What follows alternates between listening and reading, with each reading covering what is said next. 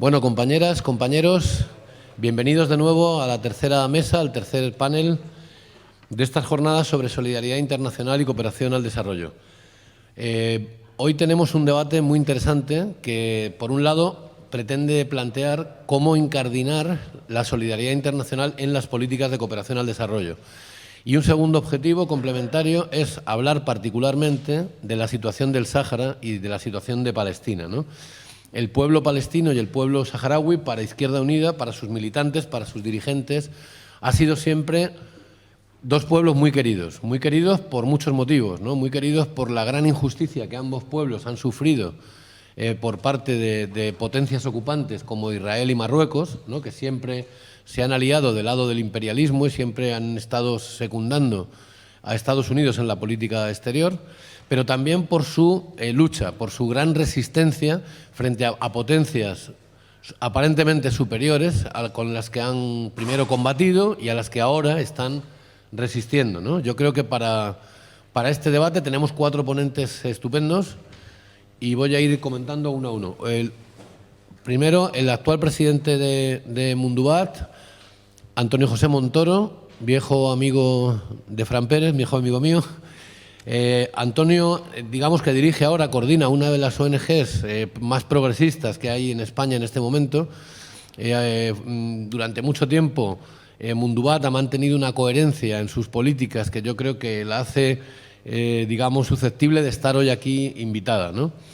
Y es una ONG pues muy comprometida, que ha trabajado muchísimo en América Latina, no solo, sino también en otros sitios, pero siempre con proyectos, digamos, que realmente son de transformación social, ¿no? No proyectos, digamos, caritativos ni que trabajan sobre los efectos de los problemas, sino sobre las causas, ¿no? Así que bienvenido, Antonio.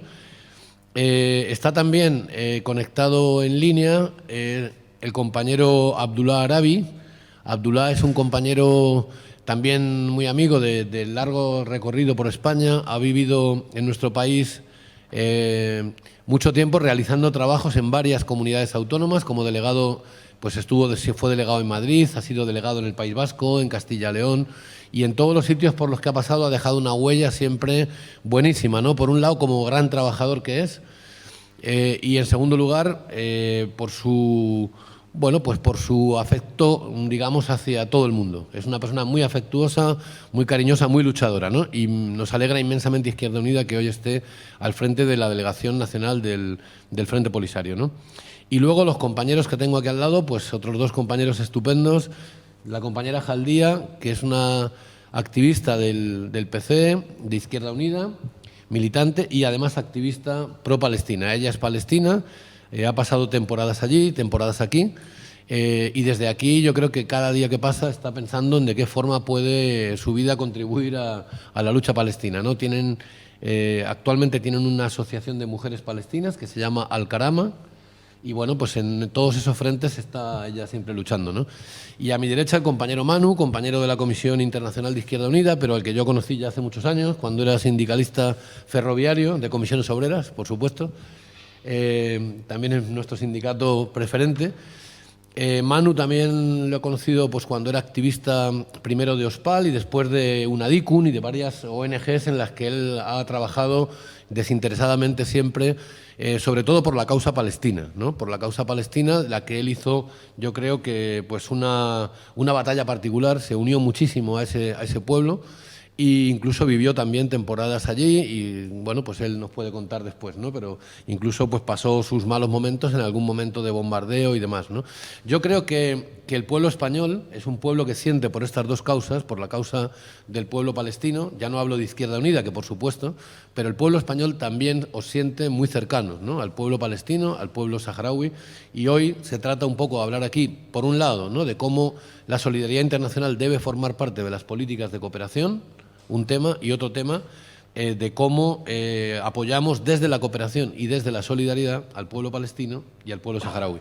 Sin más, le damos la palabra a Antonio Montoro para que empiece. Tendríamos más o menos unos 15 minutos cada uno. No pasa nada si se pasa un poquito más, pero no alargar mucho más de ahí para que tengamos tiempo para debatir. ¿De acuerdo? Antonio, ¿me escuchas bien, verdad? Sí, muy bien. Muchas gracias. Listo.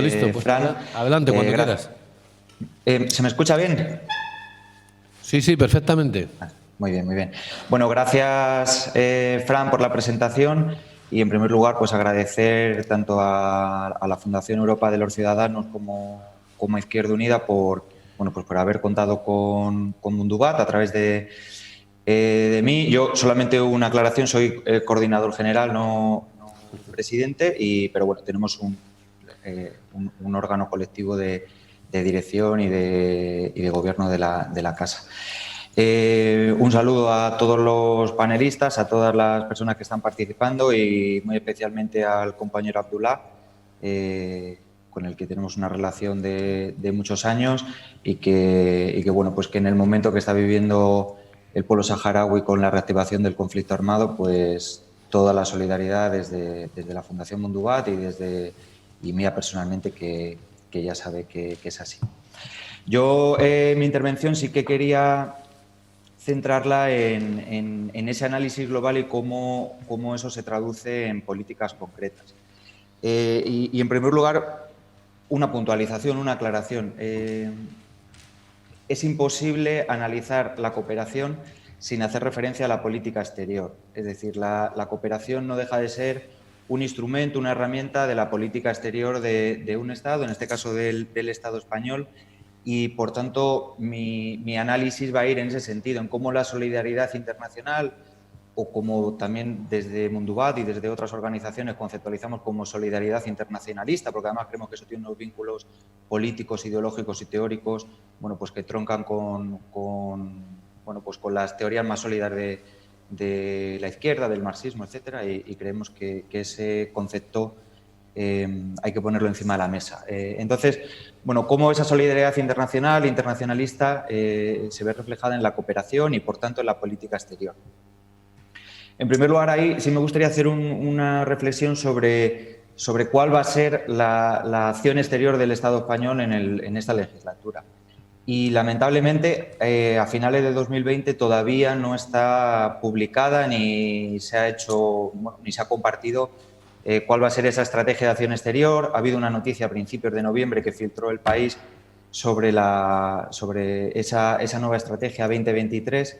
Está acabando 2020, todavía no está esa estrategia publicada, en el que, bueno, las noticias que llegan o lo que se ha filtrado pues no nos permite ser demasiado optimistas en cuanto a un cambio en relación a cómo la política exterior puede girar hacia posiciones, bueno, pues de progreso y de contribución a la construcción de un escenario internacional más democrático y más justo. Se habla de ampliar el escenario, la alianza transatlántica con Estados Unidos, incluyendo ahí a Latinoamérica, algo que, bueno, pues quizá no apunta demasiado bien. La mención que hay a Venezuela, bueno, pues es muy escasa y de poca implicación. No hay ninguna mención a Cuba, por lo que se ha filtrado hasta el momento, lo cual, bueno, no parece que tampoco indique lo mejor desde posiciones de izquierda y de progreso.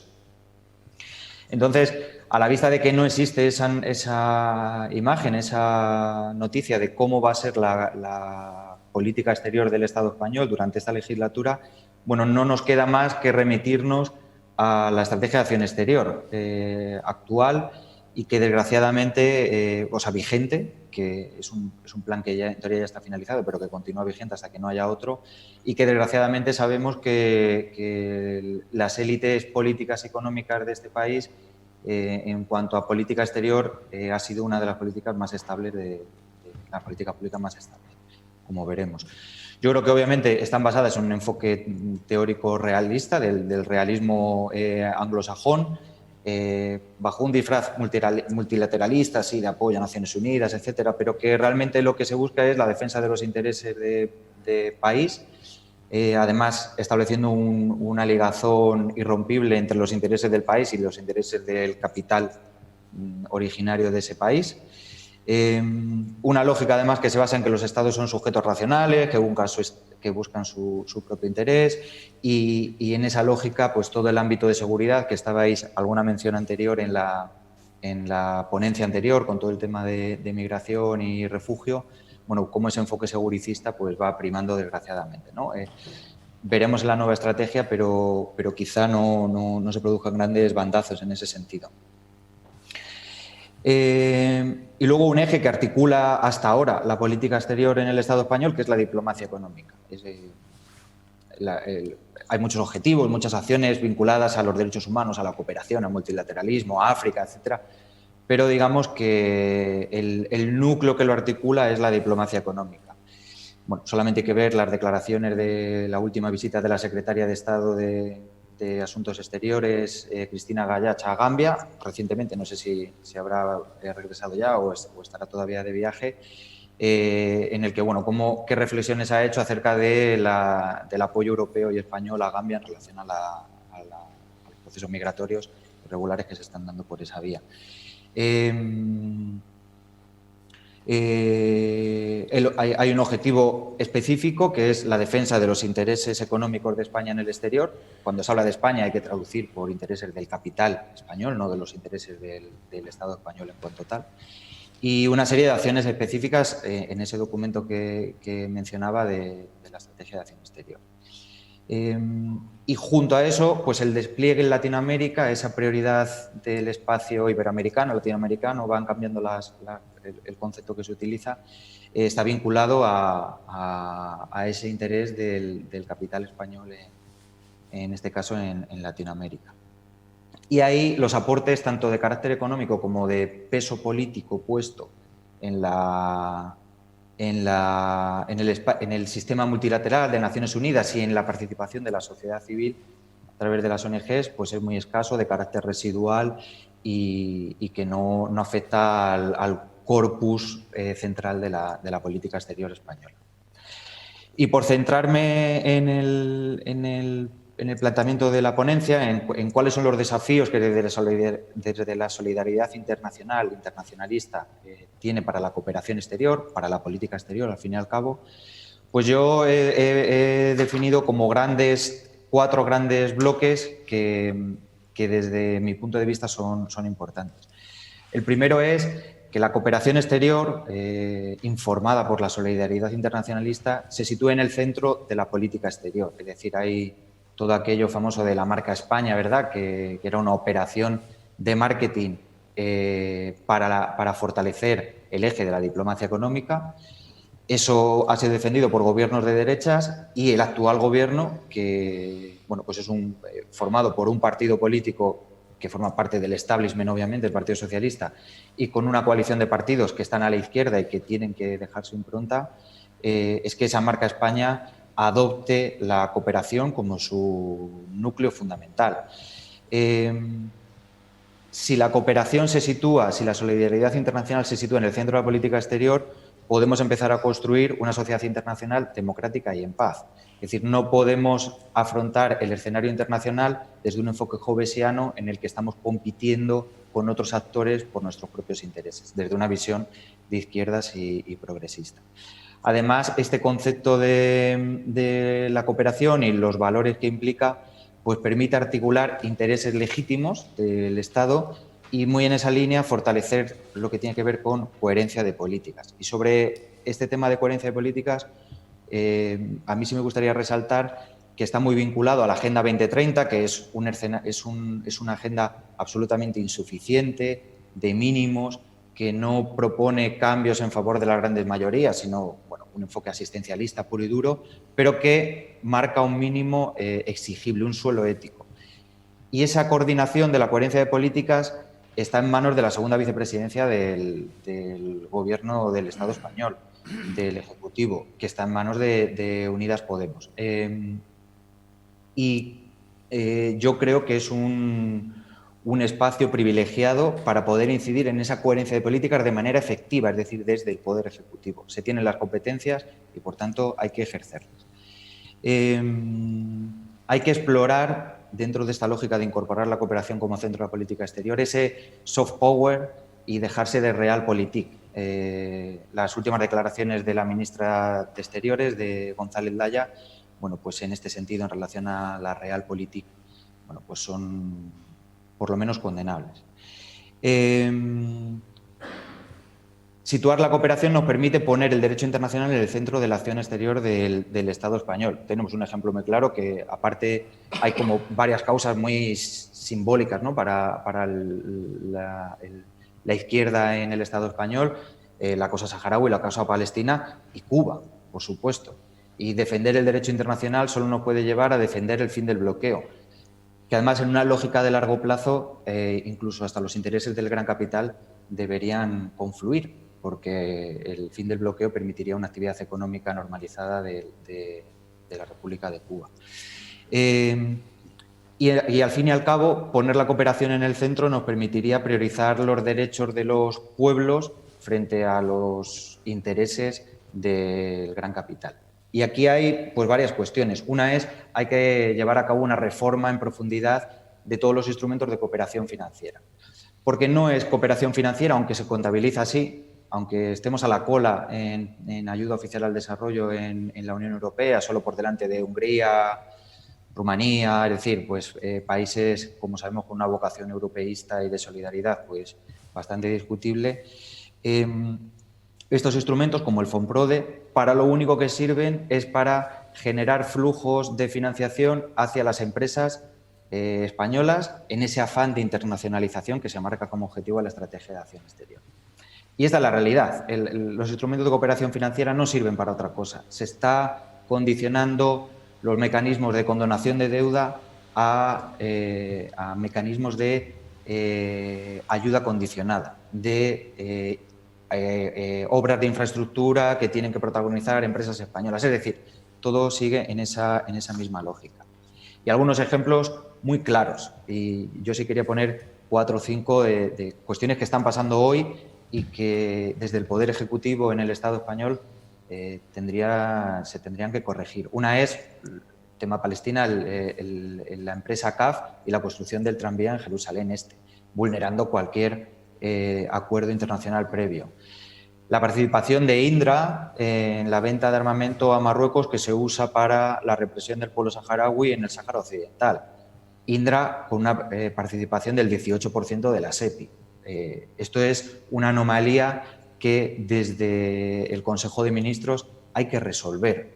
No es posible, no debería ser posible que el capital pudiese vulnerar derechos humanos impunemente, pero el capital público tiene que salir de esas dinámicas. Tenemos el archifamoso Florentino Pérez, ACS, en Guatemala, y toda su labor, toda la actividad industrial de extracción de recursos energéticos vinculados a la generación de energía hidroeléctrica y la violación de derechos humanos y de desplazamiento de poblaciones indígenas que está produciendo. Es decir, esto es una situación que está denunciando y que está liderando y que además está haciendo muy buen trabajo una organización como es Alianza por la Solidaridad, que es orgánica del Partido Socialista, es la ONG del Partido Socialista, y hasta en esos espacios se está denunciando esta situación, pero obviamente pues el poder de estos grandes capitales es muy, muy complejo de actuar sobre ellos, pero lo tenemos que poner sobre la mesa. Y, por ejemplo, pues empresas del ámbito logístico como TCB en Buenaventura, con toda la violación de derechos humanos en Colombia que se están produciendo. Hay que superar este enfoque estatocéntrico, hay que incorporar a la sociedad civil, no solamente a la que tiene afán de lucro como las empresas, sino a la sociedad civil, organizaciones, ONG, sindicatos, que tienen que participar, no solamente recibir unos dineritos para hacer unos proyectos, no, en la definición de la política exterior, en el diseño de la misma, en el seguimiento, en la evaluación. Eso es uno de los retos. Hay que dotar económicamente a la política de cooperación. No podemos seguir dedicando un 0,23 a política de cooperación, ayuda oficial al desarrollo, cuando además ahí se están contabilizando fondos que no deberían ser contabilizados como tal. Y luego, y ya para acabar, y así no tomo más tiempo del que se ha indicado, seguramente luego puede haber un turno de debate que podamos ampliar información, es que la solidaridad internacionalista se tiene que reflejar en que la cooperación vaya orientada a incidir y a articular la política exterior, y esta política exterior tiene que tener un objetivo claro, tiene que ser uno de sus objetivos fundamentales, y es actuar en favor de los pueblos que están en una situación de opresión y que están luchando frente a sistemas injustos. Tenemos Palestina, el viaje de González Laya a Israel recientemente, pues no se puede hacer solamente nada más que una valoración muy negativa de cómo tiene relaciones al más alto nivel con Israel y luego promete vacunas que, por cierto, estamos acaparando innecesariamente contra la COVID que se van a distribuir en Palestina, es una vergüenza. El Sáhara Occidental, pues el Estado español tiene una responsabilidad clara como potencia administradora del territorio y todo lo que no sea actuar en ese sentido es una violación de sus obligaciones internacionales. Yo creo que en este sentido y en el caso del Sáhara Occidental, Unidas Podemos, voy a usar un término que se está usando mucho últimamente, debería ser mucho más cabezona en el inciso sobre la gestión del asunto del Sáhara Occidental.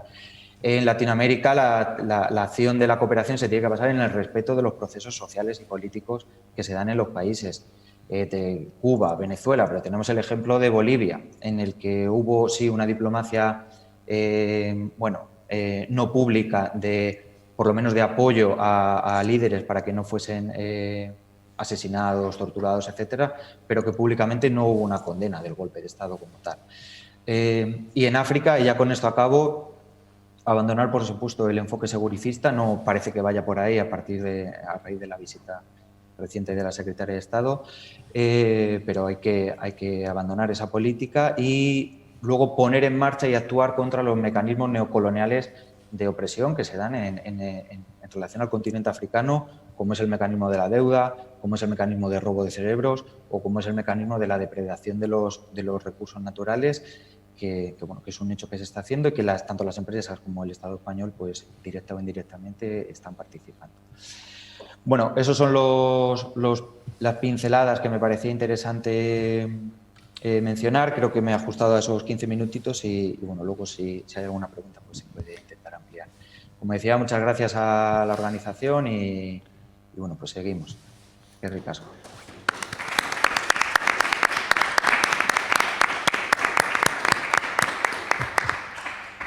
Bueno, pues muchas gracias, Antonio, y le damos la palabra a Abdullah. Buenos días. Muchas gracias por la invitación y por invitar una vez más a la voz del pueblo saharaui para estar presente en estas jornadas, que yo creo que es de suma importancia. Gracias, Fran, por las palabras que me has dirigido y que sabes que es mutuo y recíproco ese afecto y, por lo tanto, los que llevamos años aquí, Antonio también, eso sabe que hemos acompañado la transformación de la cooperación aquí a nivel de España y ha pasado por muchas fases, pero todavía les queda también un recorrido que yo creo que Antonio lo acaba de explicar de una manera nítida y hacia dónde se tiene que orientar la solidaridad internacional y la cooperación española. Nosotros, como pueblo saharaui, que vivimos de la ayuda internacional y de la solidaridad internacional,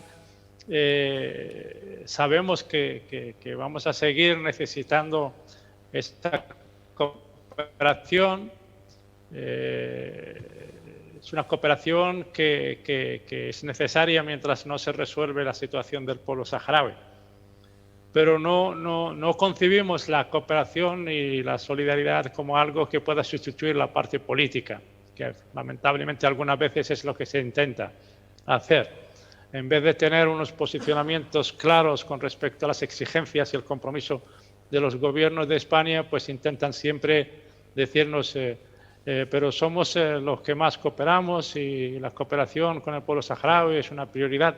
Sí, es una prioridad y es una necesidad, pero eso no quiere decir que lo que decía Antonio antes, ¿no? Supeditar la realpolitik al derecho internacional y a los derechos humanos. Eso yo creo que es lo que caracteriza en estos momentos a la cooperación española, que es el intentar buscar los intereses políticos y económicos en lugares donde la cooperación debería ser una política de Estado. Tiene que supeditarse el tema de la cooperación a cualquier otro interés económico o político que pueda tener el Estado en el país que es objeto de esa cooperación internacional.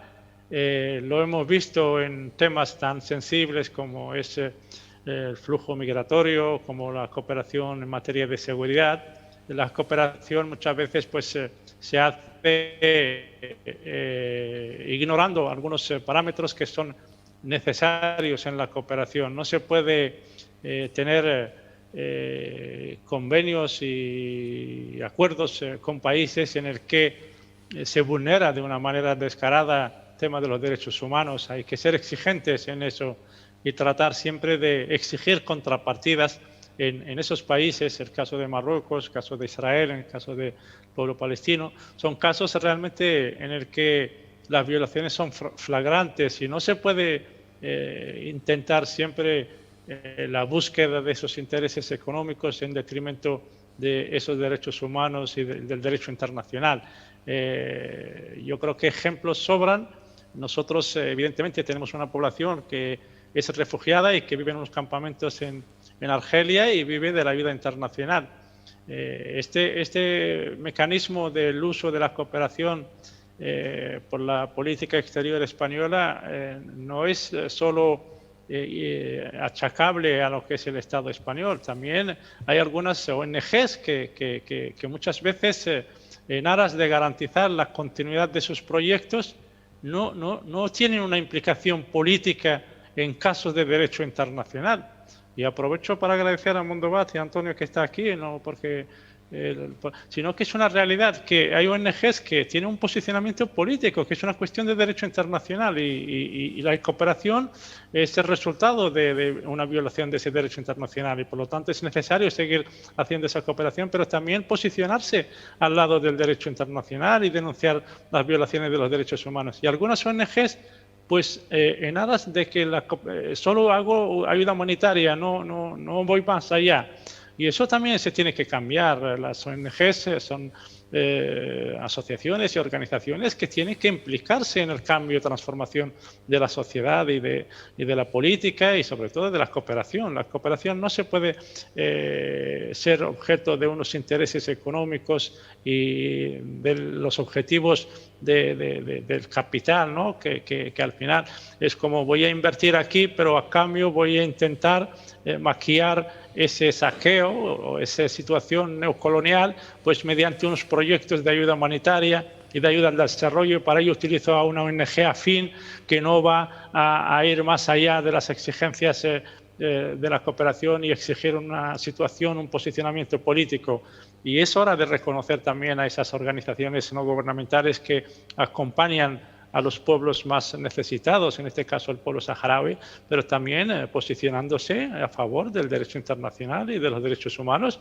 Y al final con nosotros nos unen lazos de cooperación y de coordinación. Y si también ven que el Frente Polisario en nombre del pueblo saharaui tiene que modificar, cambiar, adecuar alguna política social o que afecte a los derechos humanos en el Sáhara Occidental o en los campamentos y eso, pues nos orientan, nos aconsejan, oye, queremos que eso hay que enfocarlo de esa manera. Y esa es la cooperación que nosotros entendemos y por la que apostamos y porque estamos necesitando una cooperación internacional, pero también estamos consolidando y construyendo unas bases de unas instituciones de ese futuro Estado al que aspiramos todas las saharauis y todos los saharauis, que es el tener un Estado en el que pues todos estos errores que se están cometiendo y eso, pues tratar de evitarlos, aunque evidentemente cometeremos sin duda alguna otro tipo de errores, pero será en nuestro Estado libre e independiente. Y por eso este acompañamiento,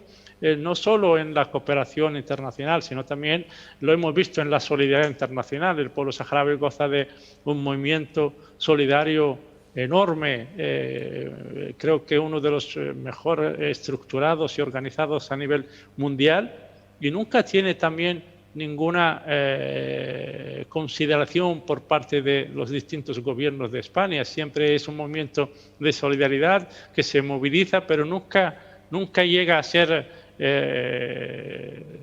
tenido en cuenta por parte de los distintos gobiernos como un movimiento que hay que tener en cuenta y que a lo mejor nosotros pensamos que todavía no tiene el peso suficiente como para cambiar o incidir políticamente en la política exterior, pero también es verdad que debemos reconocerlo, ¿no? Como pueblo saharaui, como Frente Polisario, que gracias a ese movimiento solidario no nos han podido hacer más daño, Eso también hay que resaltarlo y reconocerlo.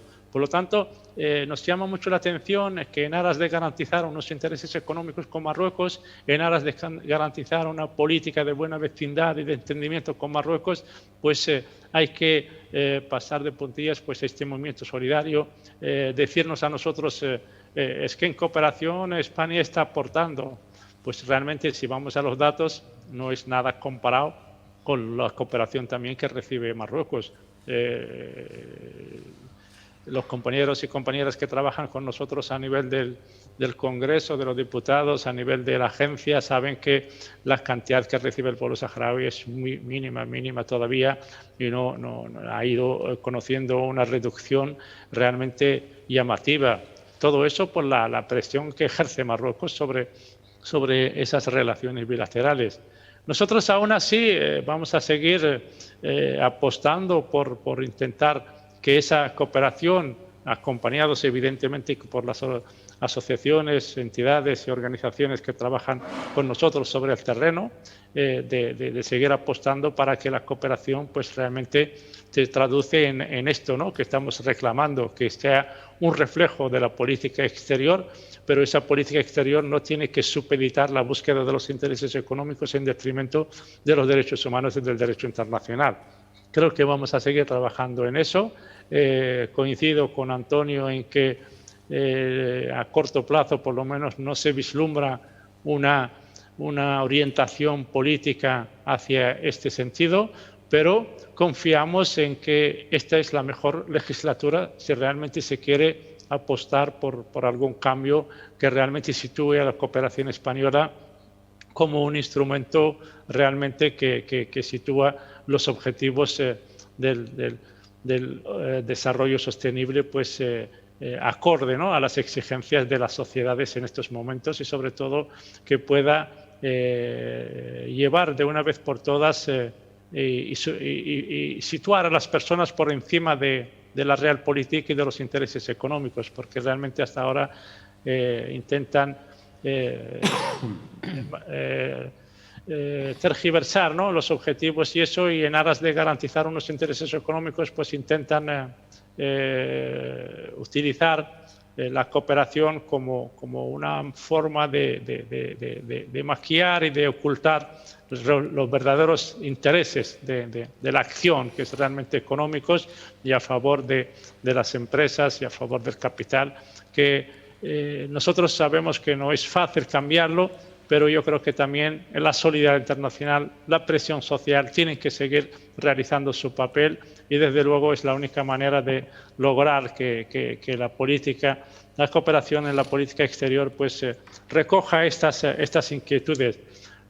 Todo esto lo hablamos porque coincide en una coyuntura para nosotros muy compleja, muy difícil. Nosotros hemos pasado por unos 29 años de espera de que la vía pacífica sea la solución de la situación del pueblo saharaui, 29 años esperando que la ONU y la misión de las Naciones Unidas para un referéndum en el Sáhara Occidental pueda llevar a cabo ese referéndum.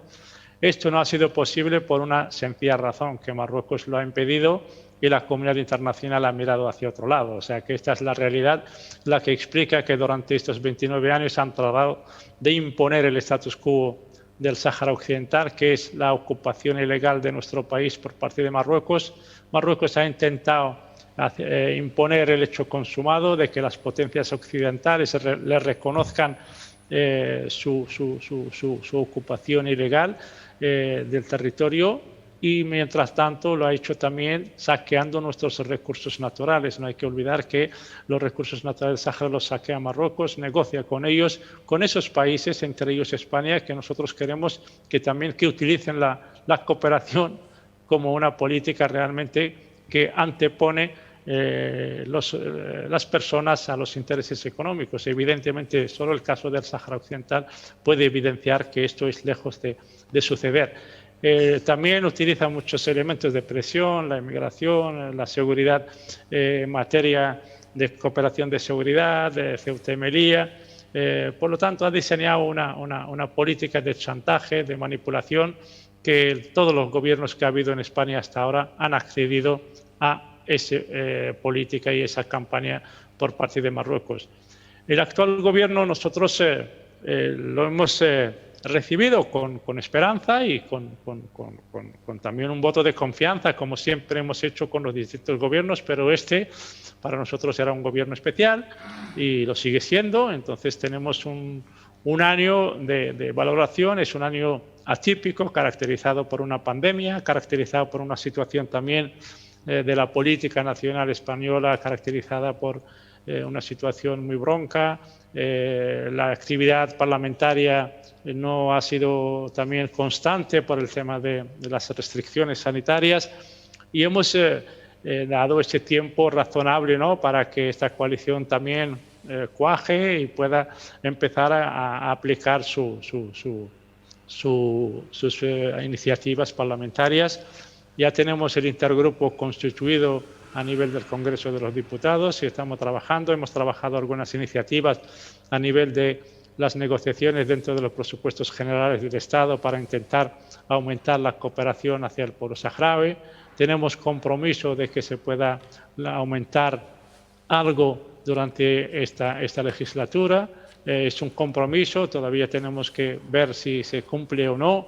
Los saharauis también ante los compromisos tenemos mucha experiencia, lamentablemente, algunos incumplidos, otros sí, y confiamos en que esta parte de la cooperación pues se pueda cumplir, porque es lo mínimo que se puede hacer mientras no haya un compromiso político que se involucre en él el gobierno y pueda trabajar para que haya una solución sobre la base de la legalidad internacional.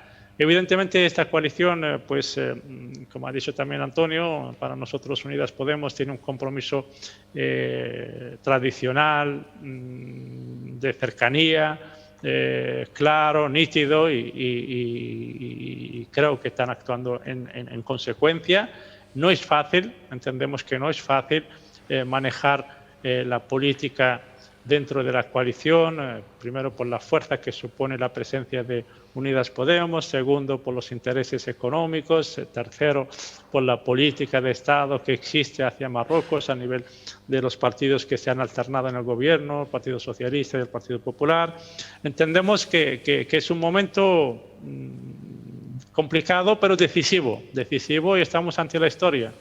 45 años después, nosotros hemos sido objeto de una agresión por parte de Marruecos nuevamente. Marruecos ha violado y ha roto el alto el fuego. La MINURSO ya no tiene ningún sentido de presencia en el territorio del Sáhara Occidental porque tenía el cometido de celebrar el referéndum de autodeterminación. Ahora mismo no es posible. La comunidad internacional no ha reaccionado, siguen esperando. Luego vino la proclamación de Trump de reconocer unilateralmente como presidente saliente la soberanía de Marruecos sobre el Sáhara Occidental, hecho que tanto las Naciones Unidas, la Unión Europea, la Unión Africana y todos los países del mundo han reaccionado y han dicho que estamos ante una cuestión del derecho internacional y por lo tanto a ningún país, por muy grande y fuerte sea, no le corresponde reconocer la soberanía de un país que está ocupando ilegalmente a otro y sobre todo está violando los derechos humanos de ese pueblo diariamente en la parte ocupada del Sáhara Occidental. Evidentemente, este pronunciamiento por parte del presidente saliente Trump supone, primero, una violación del derecho internacional, segundo, rompe la postura tradicional de los Estados Unidos sobre el tema del Sáhara Occidental, que siempre ha sido la defensa de las resoluciones de las Naciones Unidas y del Consejo de Seguridad. Hay que también recordar que los Estados Unidos es el país encargado de elaborar todos los borradores de las resoluciones sobre el Sáhara Occidental. Eso también queda en cuestión. Y tercero, pone en serios aprietos a la nueva administración americana que empieza a partir del próximo día 20 de enero y veremos. Nosotros confiamos en que tienen que corregir esto. No es fácil, no es sencillo, pero confiamos, según los pronunciamientos que ha habido hasta ahora a nivel de todos los congresistas, senadores, tanto de un partido como de otro, más la reacción de los países a nivel mundial. Creo que la cuestión del Sáhara Occidental ahora mismo está presente a nivel mediático internacional de una manera que era inimaginable hasta hace 10 días y realmente en esto los saharauis tenemos, y hoy más que nunca, y después de lo de Trump más que nunca, que la única forma que nos han dejado y la que tenemos es la de seguir nuestra lucha hasta conseguir nuestros objetivos finales a la libertad e independencia. Por lo tanto, el pueblo saharaui tiene algo claro, tiene una determinación total, que lo hemos demostrado durante 29 largos años, que lo que queremos es que esto se solucione sobre la base de la Liga Internacional y del derecho internacional, y que permita al pueblo saharaui decidir mediante un referéndum de autodeterminación qué es lo que queremos ser, y eso es el derecho internacional. Pero también lo hemos dicho, lo hemos reiterado y hoy lo reafirmamos, que esa determinación es la que tiene el Frente Polisario y el pueblo saharaui para continuar nuestra lucha hasta expulsar a Marruecos de nuestro país, que lo está ocupando de manera injusta e ilegal, y por lo tanto imponer la independencia del pueblo saharaui sobre todo el territorio de la República Árabe Saharaui Democrática. Muchísimas gracias, y luego ya, si hay alguna aclaración o preguntas, estoy a vuestra disposición.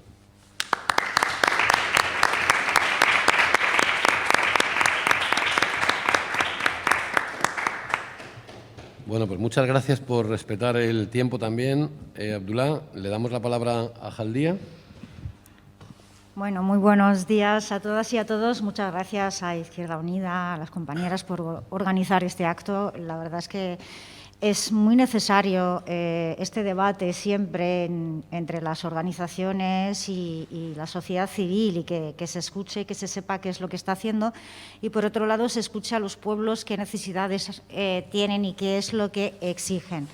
Se ha hablado, estuve ayer y hoy, se ha hablado mucho de cooperación, solidaridad y sobre todo cooperación al desarrollo. Se ha hablado también de ir a las causas y al origen de por qué es necesaria la cooperación y esa ayuda a muchísimos pueblos. En la mayoría de los casos, en la cooperación, yo no tengo mucha experiencia en la cooperación, siempre he trabajado en la parte de solidaridad y sobre todo activismo y lucha por los derechos humanos y los derechos de los pueblos que sufren opresión. El tema de la cooperación, olvidamos muchas veces que la mayoría de los países con los que cooperamos o cooperan las organizaciones o estas partidas que dedican los gobiernos a la cooperación y a la ayuda, aunque a mucha gente le parece insuficiente, si realmente vamos a las causas que las originan, veremos que estos pueblos, si no fuera por el tema de la explotación, la expropiación de los recursos de estos países, realmente no sería necesario que estos pueblos necesiten de la cooperación y de esas ayudas que sirven como tiritas para tapar esas heridas que tienen los pueblos, tanto el pueblo palestino como el pueblo saharaui, los pueblos de Oriente Medio, los pueblos de América Latina, son territorios con bastantes recursos y bastante riqueza como para poder ser países desarrollados y poder vivir sin la necesidad de esa cooperación o esas ayudas económicas que llegan de los países del norte o los países occidentales. Por lo tanto, es muy importante siempre ir al origen y por qué es necesario esa cooperación y tratar de corregir esa injusticia que sufren estos pueblos, y que nosotras desde aquí, tanto la mayoría de nuestros gobiernos como sobre todo las empresas multinacionales, se estén beneficiando, lucrando y enriqueciendo con esas vulneraciones de derechos de esos pueblos. En el caso de Palestina, únicamente por hablar de la Franja de Gaza exportaba flores a Europa. Y en la Franja de Gaza sufre un bloqueo por tierra, mar y aire desde hace más de 14 años ante los ojos del mundo, y nadie hace nada para remediarlo. Y, sin embargo, vemos que Gobierno de España, gobiernos europeos, siguiendo la política imperialista de Estados Unidos, porque también desde aquí nos lo tenemos que repensar qué política exterior estamos siguiendo el mandatario de Estados Unidos, y Estados Unidos se está beneficiando y se está haciendo negocio, se está cooperando, se están teniendo convenios, incluso preferentes, con un régimen de colonización en Palestina reconocido por todo el mundo, sin reconocer el derecho del pueblo palestino a la autodeterminación, y al mismo tiempo criminalizando la lucha del pueblo palestino por sus derechos. Y eso es lo que tenemos que plantear y que tiene que llegar a la hora de plantear cómo cambiamos nuestras políticas de solidaridad, y tenerlo clarísimo también para incidir a la hora de participar como Izquierda Unida, Unidas Podemos en el Gobierno, de intentar cambiar estas políticas. Desde el pueblo palestino no se pide ayuda, no se pide ayuda económica.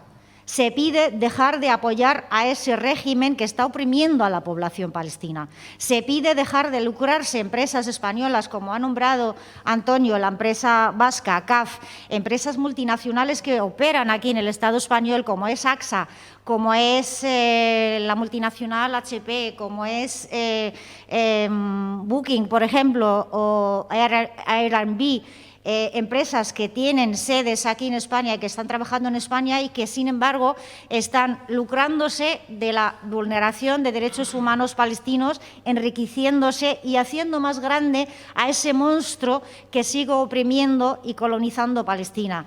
No solamente las empresas multinacionales, sino el Gobierno español, con ese trato de comercio de armas y de sistemas de seguridad en el cual el ente sionista Israel se ha convertido en un especialista, ya que comprueba esas armas con la población civil palestina, esos métodos de interrogatorio, de tortura que aplica a presas y presos palestinos, que luego vende aquí a Policía, a Nacional, a Antidisturbios, también a medios, a compañías de seguridad, los métodos de vigilancia que tienen las cárceles, en los checkpoints en Palestina, todo eso luego se vende y ese dinero al final hace que este ente sea todavía más grande y siga oprimiendo a la población palestina.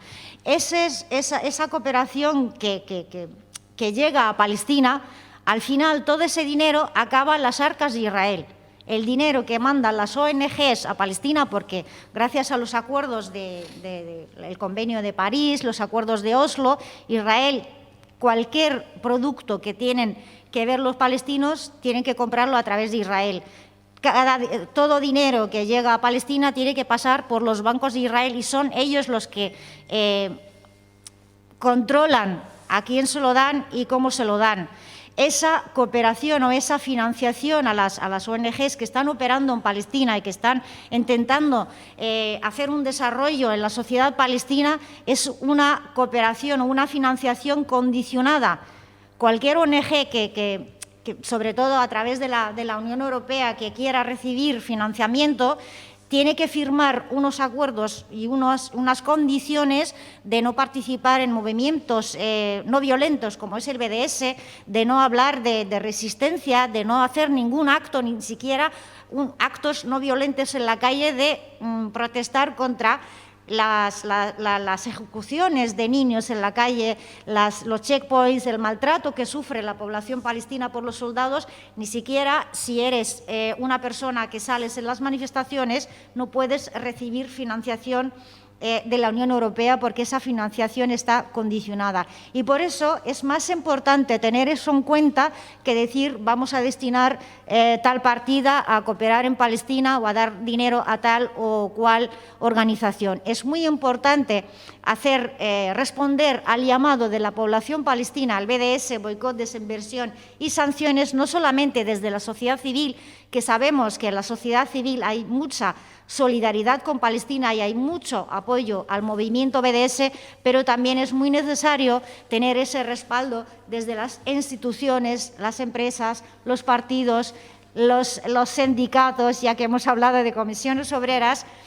Es importante porque si el régimen de opresión, Israel, no paga ningún precio por todos estos crímenes que está cometiendo día a día en Palestina, no va a parar de hacerlo. Tiene que pagar un precio, tiene que haber ese rechazo en la comunidad internacional, en las instituciones, en los gobiernos, para dejar de... porque está sacando beneficio, porque encima todo esto, todos estos crímenes que comete contra la población palestina le atraen beneficio económico. Beneficio económico, estamos normalizando un Estado criminal, teniendo relaciones culturales, diplomáticas, deportivas, de todo tipo con este régimen para que siga oprimiendo a la sociedad palestina.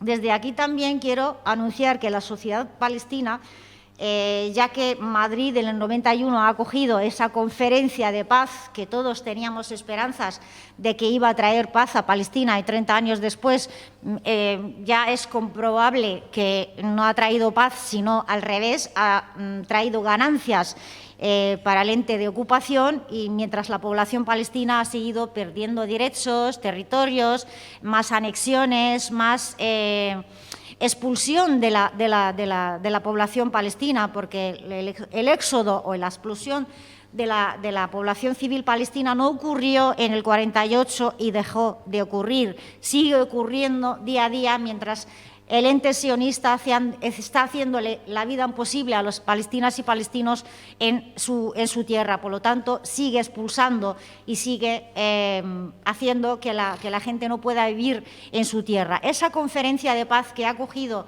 Madrid y que ha acogido España, en esos 30 años que no vemos que ha fracasado, han fracasado los acuerdos de Oslo, y lo único que nos ha traído es más normalización de ese ente de ocupación en Palestina.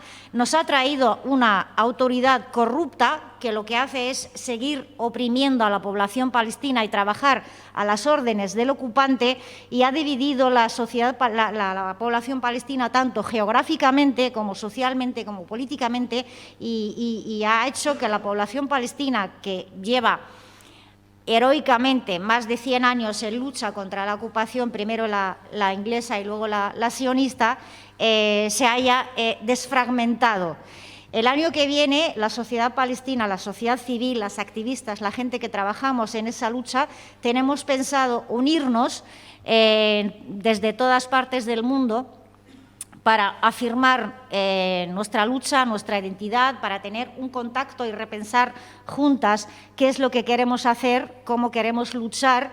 Y yo creo que sería muy de agradecer que Madrid, España, nos acoja y nos apoye también para esa conferencia de las palestinas que hemos llamado conferencia alternativa, para buscar un método de lucha, sobre todo una unión entre la población civil palestina y la gente y decidir qué estrategia queremos seguir para seguir luchando por nuestros derechos y cómo queremos apoyar a nuestra gente dentro de Palestina.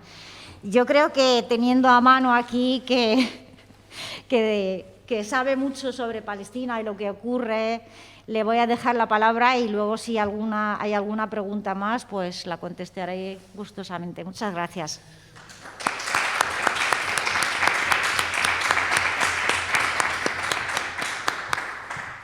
Pues Manu, adelante.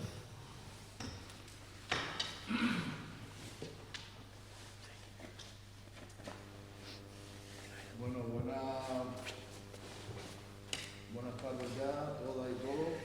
Lo primero es agradecerle a las compañeras y compañeros de la FED, de la Fundación Europa por Ciudadanos, a Mara, a Javi, a todos los que habéis tenido algo que ver con este seminario, pues la aceleración, creo que, no sé si estoy hablando, si se está grabando, ¿no? ¿Está activado? ¿Sí? Ayer pasó lo mismo. Coge este, mano.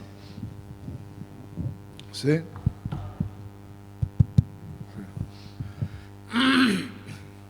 Bueno, agradeceros en primer lugar que hayáis impulsado este seminario, que me parece que es muy interesante, muy necesario en una situación como esta, y después agradeceros también que me hayáis invitado. Para mí es un placer siempre poder compartir con vosotros un rato y poder escucharos y aprender.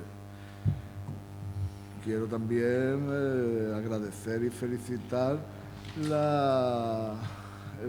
poder compartir espacio con gente como lo que lo estoy compartiendo. Compañero Antonio de Mundubá, que me parece que Mundubá es una organización modélica en cómo se puede abordar el tema de la cooperación y la solidaridad internacional sin renunciar a los planteamientos políticos.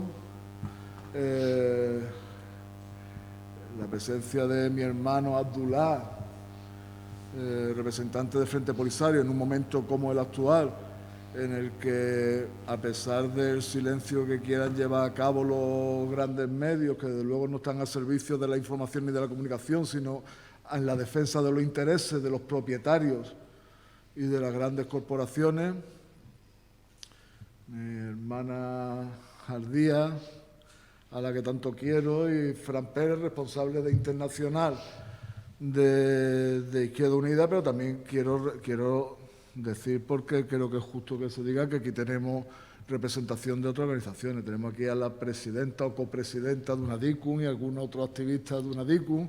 Tenemos a Araceli, miembro del movimiento de solidaridad con Venezuela y que siempre están en la batalla, siempre en el lado correcto.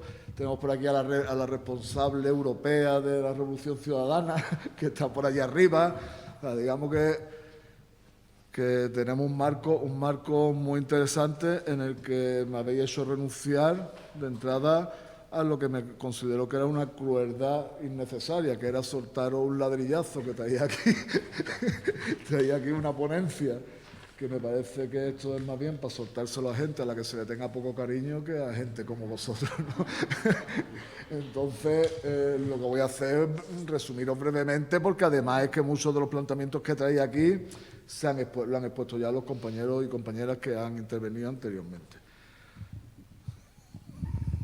Bueno, yo en principio digo, porque me ha presentado ya Fran, pero de deciros que yo, aparte de ser miembro de la Comisión Internacional de Izquierda Unida, soy el responsable de Relaciones Internacionales del Partido Comunista de España, soy miembro también de algunas de las organizaciones, movimientos a las que he hecho referencia antes, principalmente UNADICUM, con la que tengo unos vínculos pues muy especiales desde su inicio, y además ahora, coyunturalmente, soy eurodiputado. Y dentro del Parlamento Europeo, pues estoy en la Comisión de Exteriores, en la de Derechos Humanos, y soy vicepresidente presido la Delegación de Relación entre la Unión Europea y Palestina, y además soy vicepresidente del Intergrupo del Sáhara. No me quiero extender mucho a esto porque me parece ya que es un rollo casi chauvinista, explica tantas cosas, pero bueno. La ponencia esta se dividía en 3 apartados, básicamente. El primero de ellos es decir qué es la solidaridad internacional o cómo la vemos nosotros, cómo consideramos que se tiene que abordar o que se tiene que plantear el tema de solidaridad internacional. Y cuando hablamos nosotros de solidaridad internacional, hablamos de justicia social, hablamos del principio de no injerencia y, por lo tanto, de respeto a la soberanía de los pueblos sobre sus riquezas y sobre sus recursos naturales. Hablamos de equidad, hablamos de coexistencia pacífica, del derecho a la libre determinación. Estos son planteamientos que nacen de la sociedad civil, de los movimientos organizados de solidaridad internacional, pero que van siendo asumidos por las instituciones internacionales, principalmente por la ONU, donde también la presión de determinados personas con mucho nombre en el ámbito internacional han hecho que incluso declaraciones de la ONU hablen ahora, en vez de principio de solidaridad internacional, del derecho a la solidaridad internacional. Tendríamos que hablar dentro de la solidaridad internacional de 3 apartados. La solidaridad preventiva, que se refiere a acciones destinadas a proteger y garantizar que se cumplan los derechos humanos. Una solidaridad reactiva, que sería acciones colectivas con vista a responder a efectos adversos derivados de emergencias, terremotos, una guerra, circunstancias a las que hay que abordar con cierta emergencia. Y el tema de la cooperación internacional frente a la incapacidad de muchos estados de poder abordarla, y que necesita que los estados sí tengan capacidad para proporcionar asistencia internacional. Curiosamente, quien más reticencia han puesto a esta declaración de Naciones Unidas han sido los Estados Unidos y la Unión Europea. Esa Unión Europea que se llena la boca de hablar de democracia, derechos humanos y solidaridad internacional, pero que considera que los derechos humanos se tienen que dar entre personas o individuos y no entre colectivos.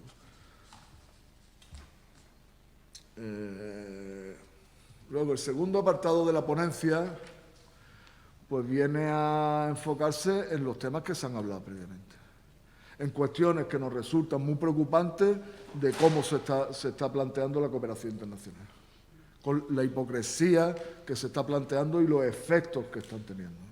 Y ahí podíamos, aparte de los temas que se han hablado, en los que ahora entraré, creo que tenemos que enfocar el tema de los tratados de libre comercio y cómo eso afecta principalmente a las capas más desfavorecidas de los estados que firman esos tratados, que se firman por arriba, pero que afectan a los de abajo, como casi siempre, como afectan a las clases trabajadoras de los distintos estados, cómo afecta incluso a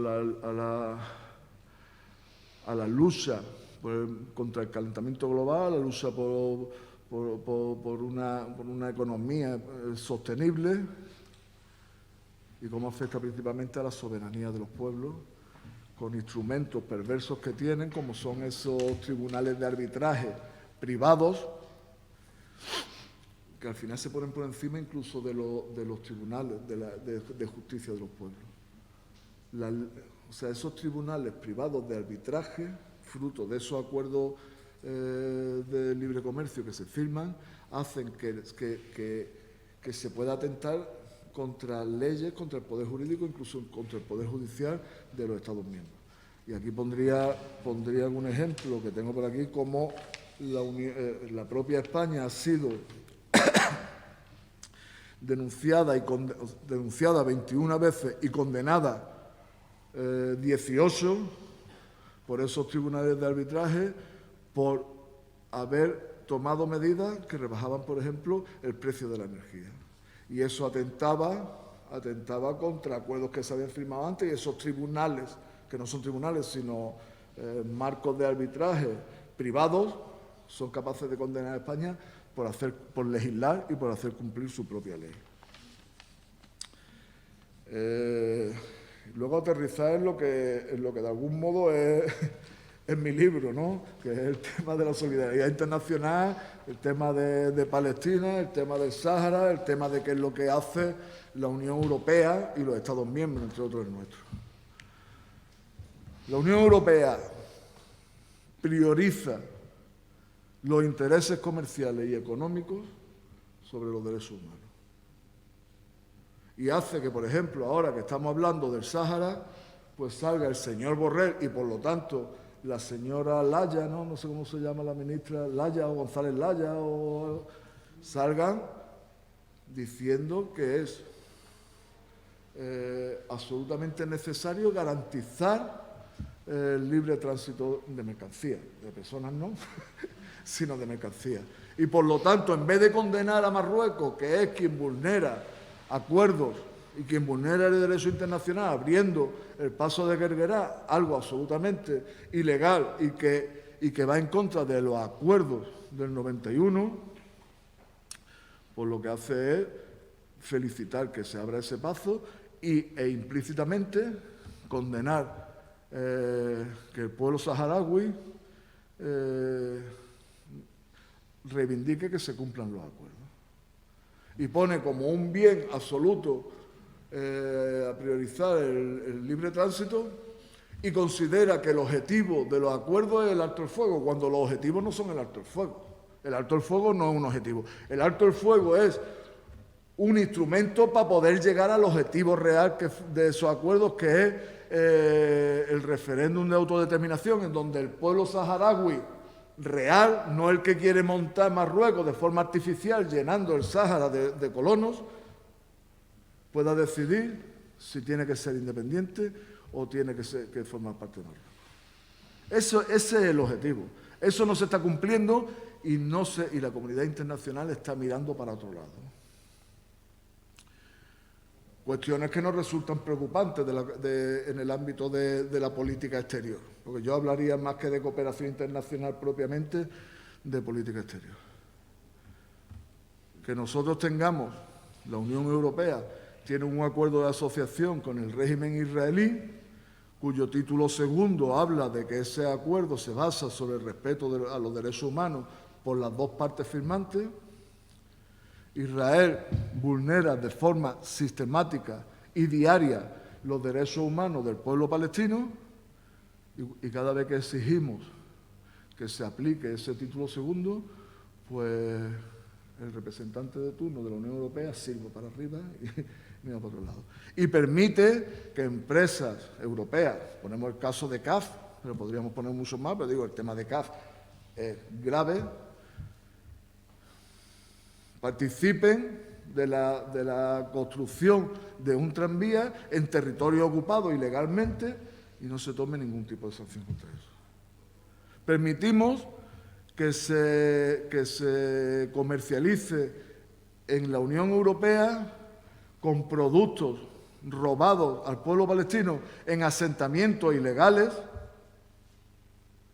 que haya un Tribunal de Justicia de la Unión Europea que diga que se tienen que, al menos, o sea, una medida tan liviana, tan insuficiente como es, que se etiqueten los productos para que el que vaya a comprarlos aquí sepa si vienen de las colonias ilegales o no, que nosotros creemos, insisto, creemos que es una medida absolutamente insuficiente, porque lo lógico sería que si son productos que se traen de forma ilegal, aquí no se puedan comercializar. Pero digamos que la sentencia del Tribunal de Justicia de la Unión Europea lo que obliga es al etiquetado de esos productos, y ni siquiera eso se está cumpliendo. Permitimos que el régimen israelí participe en el programa Horizonte 2020, por el que recibe una media de más de 170 millones de euros al año, con los que está financiando su política armamentística. Una parte importante de esos fondos los están recibiendo las empresas que fabrican los drones con los que se asesinan a los niños de la Franja de Gaza. Y cada vez que lo denunciamos, se ponen a silbar, miran para otro lado. Ni siquiera cumplen aquellos que firman. Y no digo ya Israel, digo la Unión Europea. Entonces creemos que hace falta otra política exterior.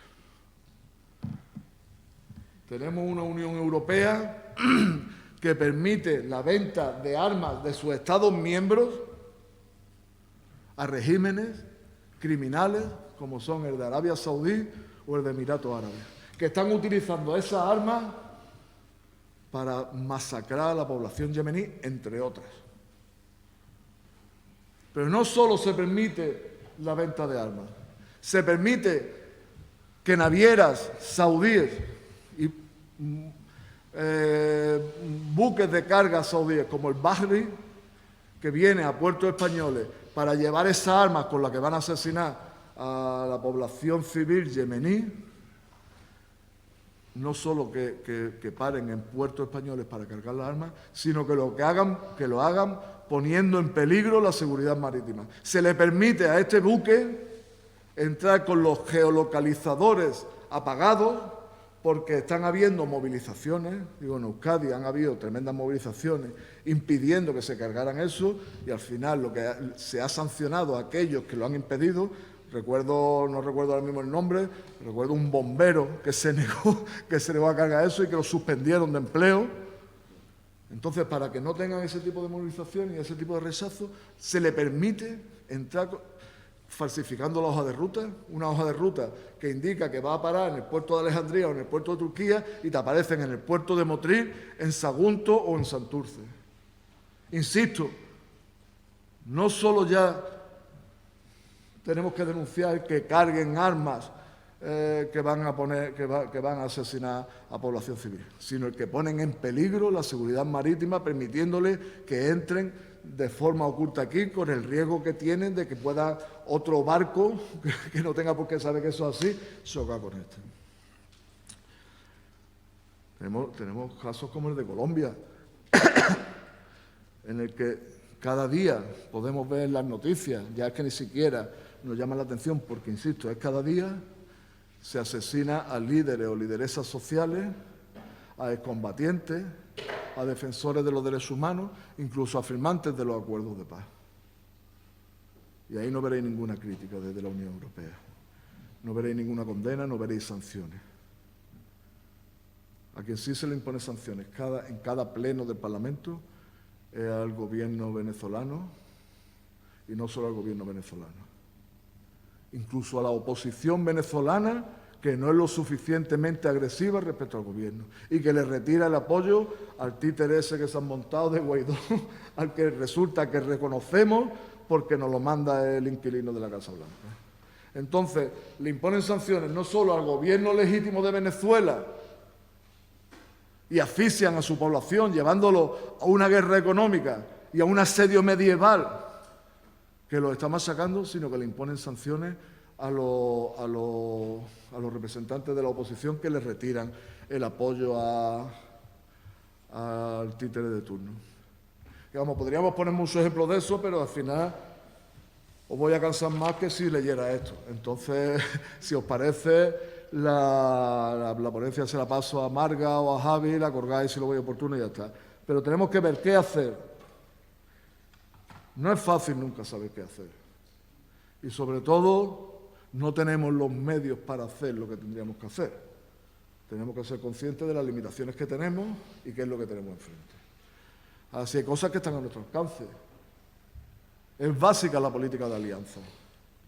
Es básico hacernos fuertes trabajando juntos en el mismo sentido, porque los compañeros de la plataforma bolivariana, los compañeros del movimiento de solidaridad con Palestina, los compañeros del movimiento de solidaridad con el Sáhara, estamos trabajando debemos de trabajar en el mismo sentido, porque el enemigo que tenemos es el mismo. Es el imperialismo, es esta etapa máxima del capitalismo que nos lleva a una especie de colonialismo y a una tendencia a un mundo unilateral, mientras nosotros tenemos que apostar por el multilateralismo. Y estoy seguro de que todas y todos los que hemos hablado aquí hoy compartimos esos objetivos. Pero estamos cada uno haciendo la guerrilla por nuestra cuenta, en algunos casos sin saber qué es lo que hacer de al lado. Entonces creemos que es fundamental una política de alianza que nos permita ser fuertes y que nos permita tener lo que decimos desde Izquierda Unida y desde el PC mucho, que es un pie en las instituciones y otro en la calle.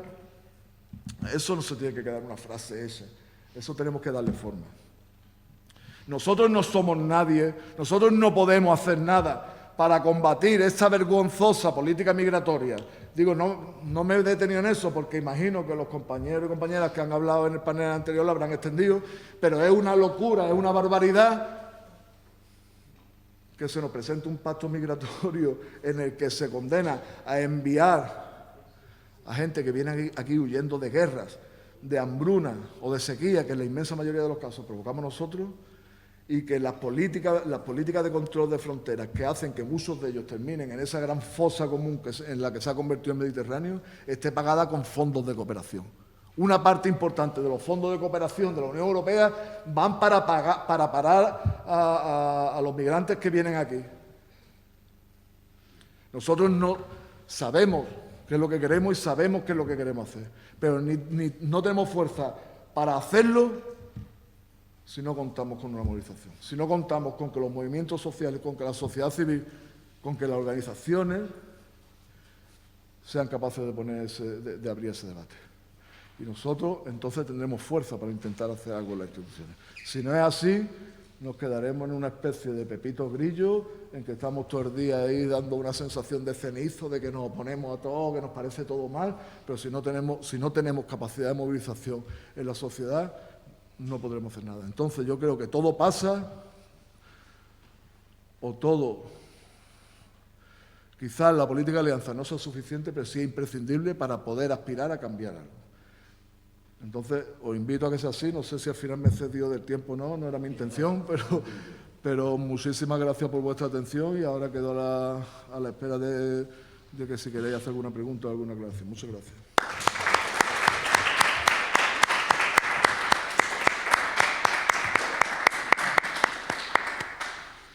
Mirad, había una petición de palabra por parte de Margarita Guerrero, que aparte de ser compañera, como sabéis, de la organización, pues es en este momento portavoz bueno, ella va a contar de Revolución Ciudadana en Europa. Nos quiere hablar 5 minutos sobre la situación de Ecuador, que es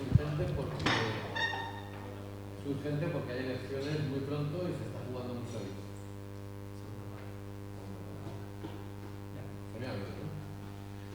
Margarita, siéntate si quieres. Estamos como ahí.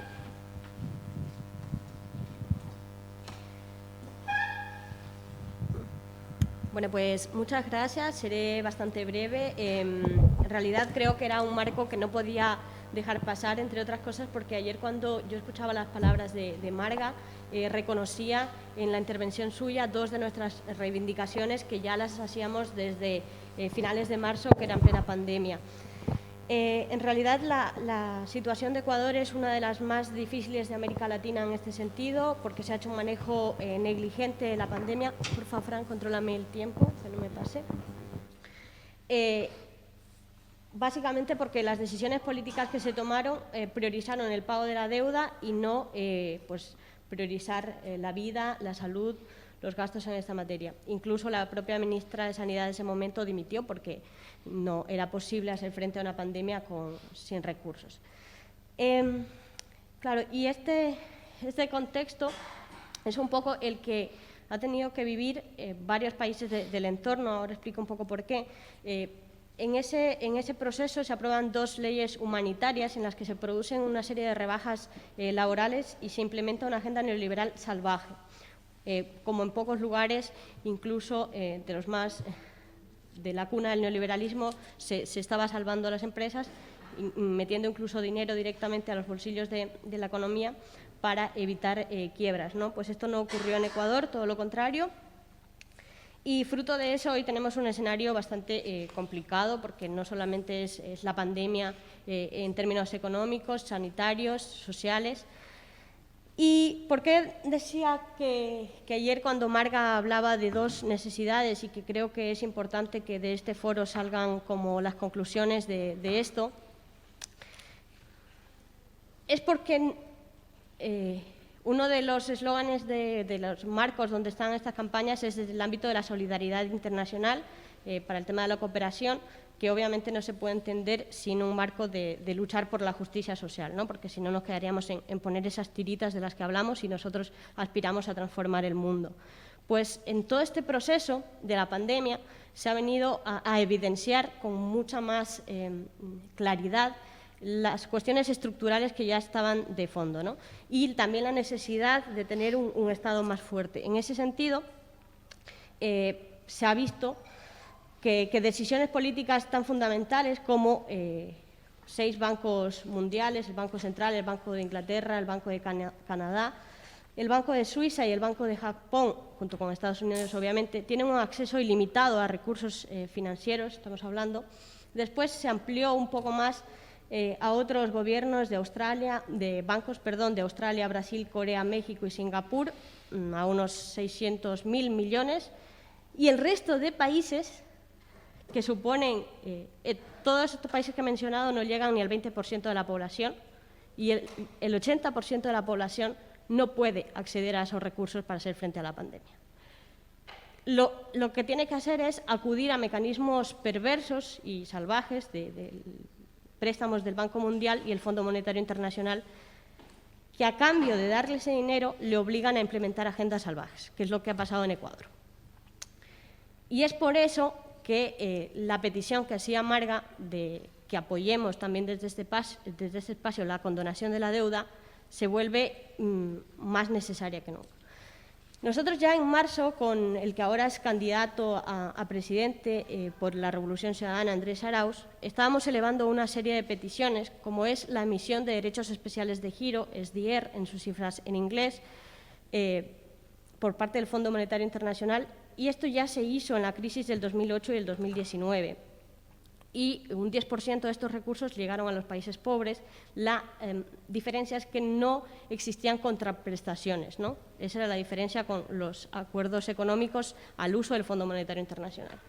Se entiende que esta pandemia va a dejar todavía más profundizadas las desigualdades que ya veníamos viviendo, y por eso es que se solicitan esta serie de medidas y la que ayer comentaba también Marga Ferrer se torna imprescindible, ¿no? Sin estos dos elementos, sin la emisión de ese dinero, no habrán los recursos suficientes. Sin la condonación de la deuda, los países estarán maniatados para poder promover políticas públicas. Y en ese sentido, también la ONU ya está desde hace algunos meses haciendo algunas recomendaciones para que se implemente la renta básica en al menos 132 países. Esto todo forma parte de esa necesidad urgente de abordar esta cuestión tan estructural, como decía. Obviamente, en ese contexto, el ingreso mínimo vital ha sido un ejemplo muy importante y yo creo que también en estos espacios nos toca destacar lo que se hace bien y porque además también ha sido una lucha intensa, ¿no? Y lo que nos queda por hacer. En ese caso, en Ecuador, pues apostamos más, igual que en esta casa, por el trabajo garantizado.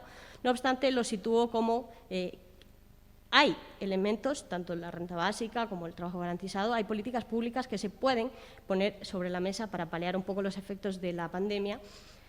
Y la otra gran pata, y es fundamental, es la liberación de la patente para que pueda llegar esa vacuna al mayor número de países, porque si no estaremos, pues eso, igualmente condenando no solamente a esos países, es que incluso desde un punto de vista individualista y egoísta, problemas globales requieren de soluciones globales y una pandemia como la que estamos viviendo ha venido a demostrarnos que es más necesario que nunca esas soluciones globales.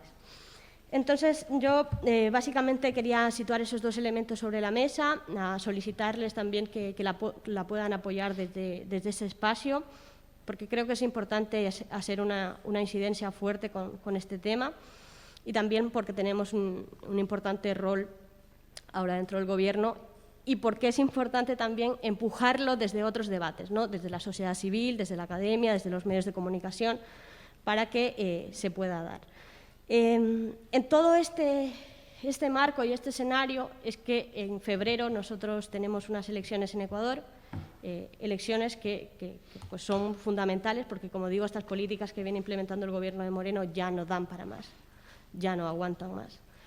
Y bueno, pues justamente esta mañana nos llegaba una noticia de que el lunes hay un foro entre España y Ecuador. Participa Lenín Moreno por Ecuador y Rodríguez Zapatero por España, lo organiza ABC. Bueno, también lo pongo sobre la mesa, por eso que decíamos antes de intentar pues, que las cuestiones políticas también sean coherentes, ¿no? Creo que también nos toca hacer una incidencia ampliada desde muchos sectores pues, para comprometerlos, al menos, pues que no tomen parte con quienes están implementando estas agendas políticas tan salvajes, sino que además están implementando una agenda de persecución política sistematizada, que fruto de eso tenemos exiliados, tenemos compañeros en la cárcel y tenemos a un gran grueso de militantes perseguidos por Fiscalía. Entonces, en ese escenario, recuperar la democracia es un elemento clave para Ecuador y también para la región. La región sigue siendo un continente en disputa América Latina y, bueno, ahí necesitamos también no solamente la cooperación desde lo institucional, sino la cooperación desde las organizaciones y la solidaridad internacional. Así que quería agradecerles un poco el espacio y siempre es un placer aprender con vosotras, que sois al final mis referentes.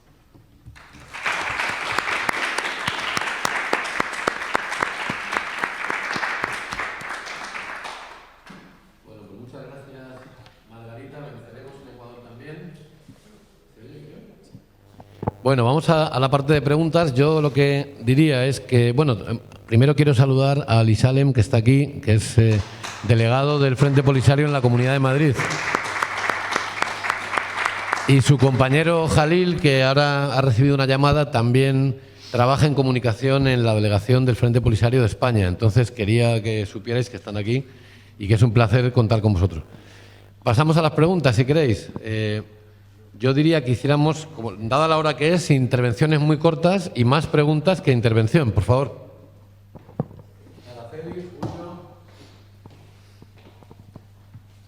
Bueno, yo iba a hacer una pequeñísima intervención, enlazando con lo que ha dicho Manu. Es que yo creo que en la situación que tenemos hoy en día, que es muy complicada, pues yo creo que no hay más remedio que trabajar juntos. Y no solo, como dice Manu, los de la solidaridad con Venezuela o los de la solidaridad con Cuba, yo creo que no. Estamos en un contexto muy difícil, como es la pandemia, como es la extrema derecha que está teniendo fuerza en todos los sitios, Es verdad que también hemos recuperado algunos sitios, ¿no? En Latinoamérica, pues bueno, está Bolivia, que por fin ha llegado otra vez de nuevo la democracia. En fin, no me voy a extender, que eso lo sabemos todos. Hemos recuperado cosas, pero yo creo que en Latinoamérica también, si se hubiera dado la importancia que tiene la integración regional, como era la ALBA, la CELAC, UNASUR, que yo creo que no se la han dado, no hubiera pasado lo que ha pasado en Nicaragua, quizás hasta en Bolivia y en muchos sitios. Quiero decir que la unidad para todo es básica. O sea, para mí es lo más importante del mundo. Es difícil porque todos sabemos lo que ha pasado en la solidaridad con Cuba, en el encuentro, que salió todo el mundo tarifando y éramos solidaridad con Cuba, única y exclusivamente, ¿no? Vamos, que hasta amistades de toda la vida salieron mal, se van recuperando poco a poco, pero es muy difícil. Y también todo tenemos muy difícil a ver qué hacemos también con esta pandemia, porque nos tiene un poco atados de pies y manos. Ayer se celebró el 60 aniversario del ICAP y entonces estuvieron hablando casi todos los países, ¿no? Y el único que salió a la calle y que hace concentraciones todos los 17 de mes, como se hacía con los 5, pues creo que era Alemania, contra el bloqueo, ¿no? Pero los demás, lo único que hacemos son cosas online. En el área nuestra de paz y solidaridad, pues sí, hacemos actos. Hemos hecho de Ecuador, de Bolivia, de Palestina, de todo. Es lo único un poco que podemos hacer. Pero yo creo que también, aparte de ir a todos los sitios que vamos y las charlas que asistimos y tal, también tenemos que ver un poco cómo afrontar todo esto, qué podemos hacer, aparte de hacer todo online. Y ha habido algunas concentraciones también, como de Palestina y tal. Yo sé que es un contexto muy difícil, pero tenemos que ver cómo podemos enfrentar todo esto que tenemos, cómo podemos hacer nuestra solidaridad que sea más efectiva, en fin, todas esas cosas. Yo ya me callo, no me quiero extender, que si no, Fran me...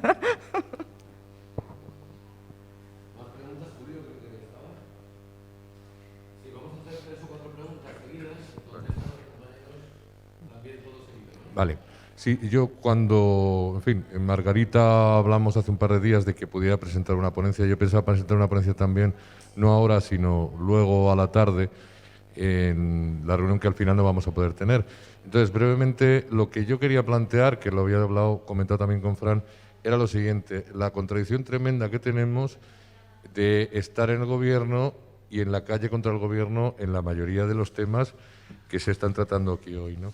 Entonces, bueno, como lo tengo escrito, lo pasaré por correo, etcétera. Mencionaba varios casos. Mientras que estamos luchando contra la monarquía y contra la corrupción de la monarquía, el Gobierno de España hace una cosa que está bien, que es enviar un avión con ayuda humanitaria para los damnificados de los huracanes en Honduras, pero quien lleva físicamente la carga y sale en todas las televisiones es la reina Leticia haciendo el papel, no sé si de Lady Di o en su momento el que hacía la princesa de Mónaco, Jane Kelly, ¿no? Luego está el asunto de Venezuela. Si el Gobierno, o la mayoría del Gobierno, o el Partido Socialista, no tuviera esta actitud no tuviera tanto miedo, todo este asunto de Ábalos con la vicepresidenta del CID de Venezuela, pues no hubiera tenido que decir 7, 8 mentiras, 7, 8 días seguidos, sino que hubiera dicho: nos hemos reunido en el aeropuerto con esta señora que se llama Delcy para esto y para lo otro. Se reúnen a escondidas, tienen que mentir, quedar mal, y al final quedan mal con la izquierda, con la derecha y con el centro, y quedan mal con Venezuela, claro.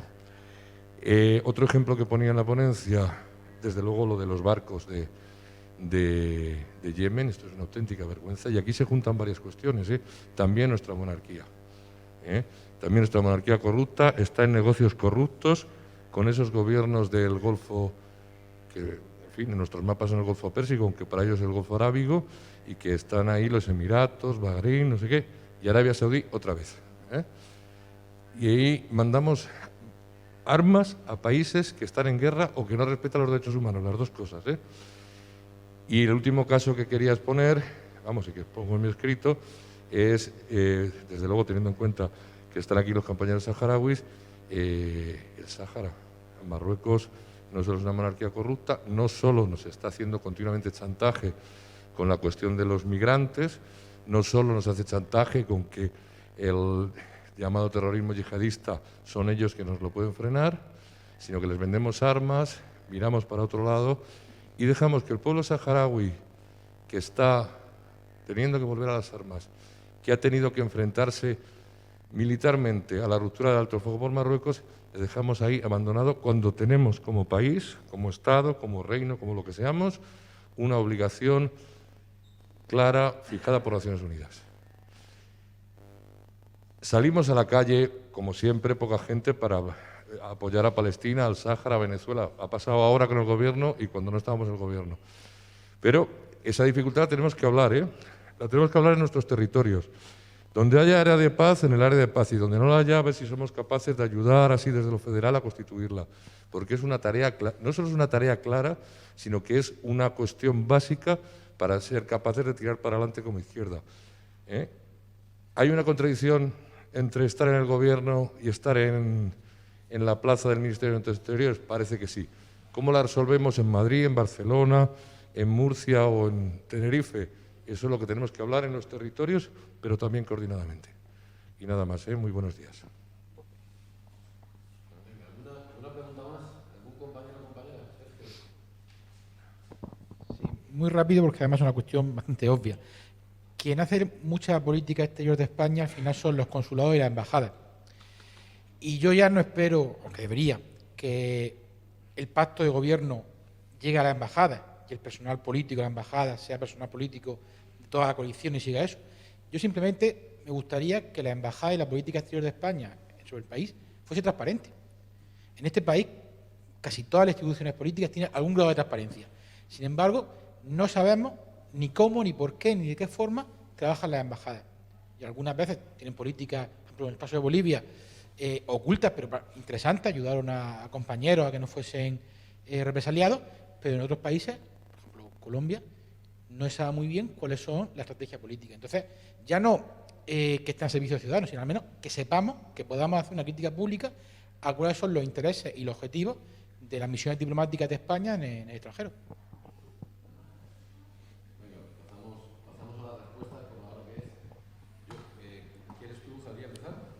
No hay nada que para mí, no había nada para mí. Bueno, yo, por una cuestión de deficiencia auditiva, no me he enterado demasiado bien de la intervención de Sergio, porque con la mascarilla yo me ayudo mucho de leer los labios y como con las mascarillas me pierdo, no he entendido muy bien la intervención. No, dice que si las embajadas pueden ser en un futuro más transparentes, porque en su actual, digamos, ante los ciudadanos españoles que van de viaje o que van a América Latina, que hay demasiada opacidad, en fin, eso es lo que has comentado, ¿no? Bueno, eso se me escapa. Yo sí quería responder un poco a lo que planteaba el compañero Julio. Yo sinceramente creo que no hay una contradicción entre estar en el gobierno y mantener nuestro planteamiento. Yo creo que, no quiero ser autocomplaciente, pero es que creo sinceramente que estamos haciendo las cosas bastante bien. Las podíamos hacer mejor, casi seguro. Pero yo creo que para saber si existe esa contradicción, sería interesante preguntarle a nuestros aliados si creen que es mejor que estemos en el gobierno o que no lo estemos. Habría que preguntarle al gobierno cubano, al gobierno venezolano, a los representantes del pueblo palestino, a los compañeros del Frente Polisario, si creen que es bueno que nosotros estemos en el gobierno. Porque nosotros no estamos en el gobierno por estar. Nosotros estamos para hacer cosas y para poder influir. Entonces, si nuestros aliados nos dicen que es mejor que estemos fuera, por lo mejor nos tenemos que plantear si tenemos que mantenernos dentro o fuera. Pero tenemos que partir de una realidad. O sea, nosotros tenemos que hacer análisis concretos de la realidad concreta. Y tenemos que ver que el acuerdo de gobierno nos deja fuera de la toma de decisiones formales en el ámbito de la política exterior, que recaen de forma exclusiva en la ministra de Exteriores y en el presidente del gobierno. Y a pesar de eso estamos influyendo. Pero es que si nosotros no estuviéramos en el gobierno, no solo no podíamos influir en la política exterior. ¿Os imagináis una situación como esta de la pandemia en la que gobernara el Partido Socialista en solitario? ¿Creéis que se hubiera aprobado los fondos que se han aprobado, los ERTE, la batalla porque no se eche a la gente de sus casas? ¿Creéis que se hubiera aprobado el ingreso mínimo, que es insuficiente? Claro que es insuficiente, pero se ha aprobado porque estamos en el gobierno. Y en temas de política exterior, me parece que no estamos guardando silencio. Me parece que estamos saliendo en el tema del Sáhara. Me parece que hemos sido bastante claros con cuál es nuestra posición. Nuestro grupo parlamentario se ha posicionado formalmente. Os tengo que decir que, desde luego, el gobierno marroquí no está muy contento con que estemos nosotros en el gobierno. Entonces, no se trata de ser autocomplaciente, pero tampoco vayamos a flagelarnos más de lo imprescindible. Insisto, no hablemos por otros. Preguntémosle a los otros qué piensan de si nosotros tenemos que mantenernos en el gobierno o es mejor que estemos fuera porque esto nos genera contradicciones. Sí, había pedido Antonio también, creo, ¿no? No, la iba a pedir, pero ha hecho una señal Javier. Venga, pues interven, también quería Javier, pedirla, entonces si puedo. Y Abdullah. Yo sí que creo que en relación a este último comentario de Manu y a partir de la intervención de Julio, yo sí que creo que es una cuestión fundamental y que es bueno analizarla. Desde el no flagelamiento innecesario, como decía Manu, que eso es así, pero tampoco cayendo en la autocomplacencia y sí que creo que es muy bueno mantener la tensión y desde el movimiento social, desde las organizaciones sociales, desde luego esa es nuestra actitud. Yo creo que en un planteamiento teórico, en un análisis general, por supuesto que el hecho de que existan fuerzas a la izquierda del Partido Socialista que están en el gobierno es positivo en términos generales y de cara a la política exterior debería serlo.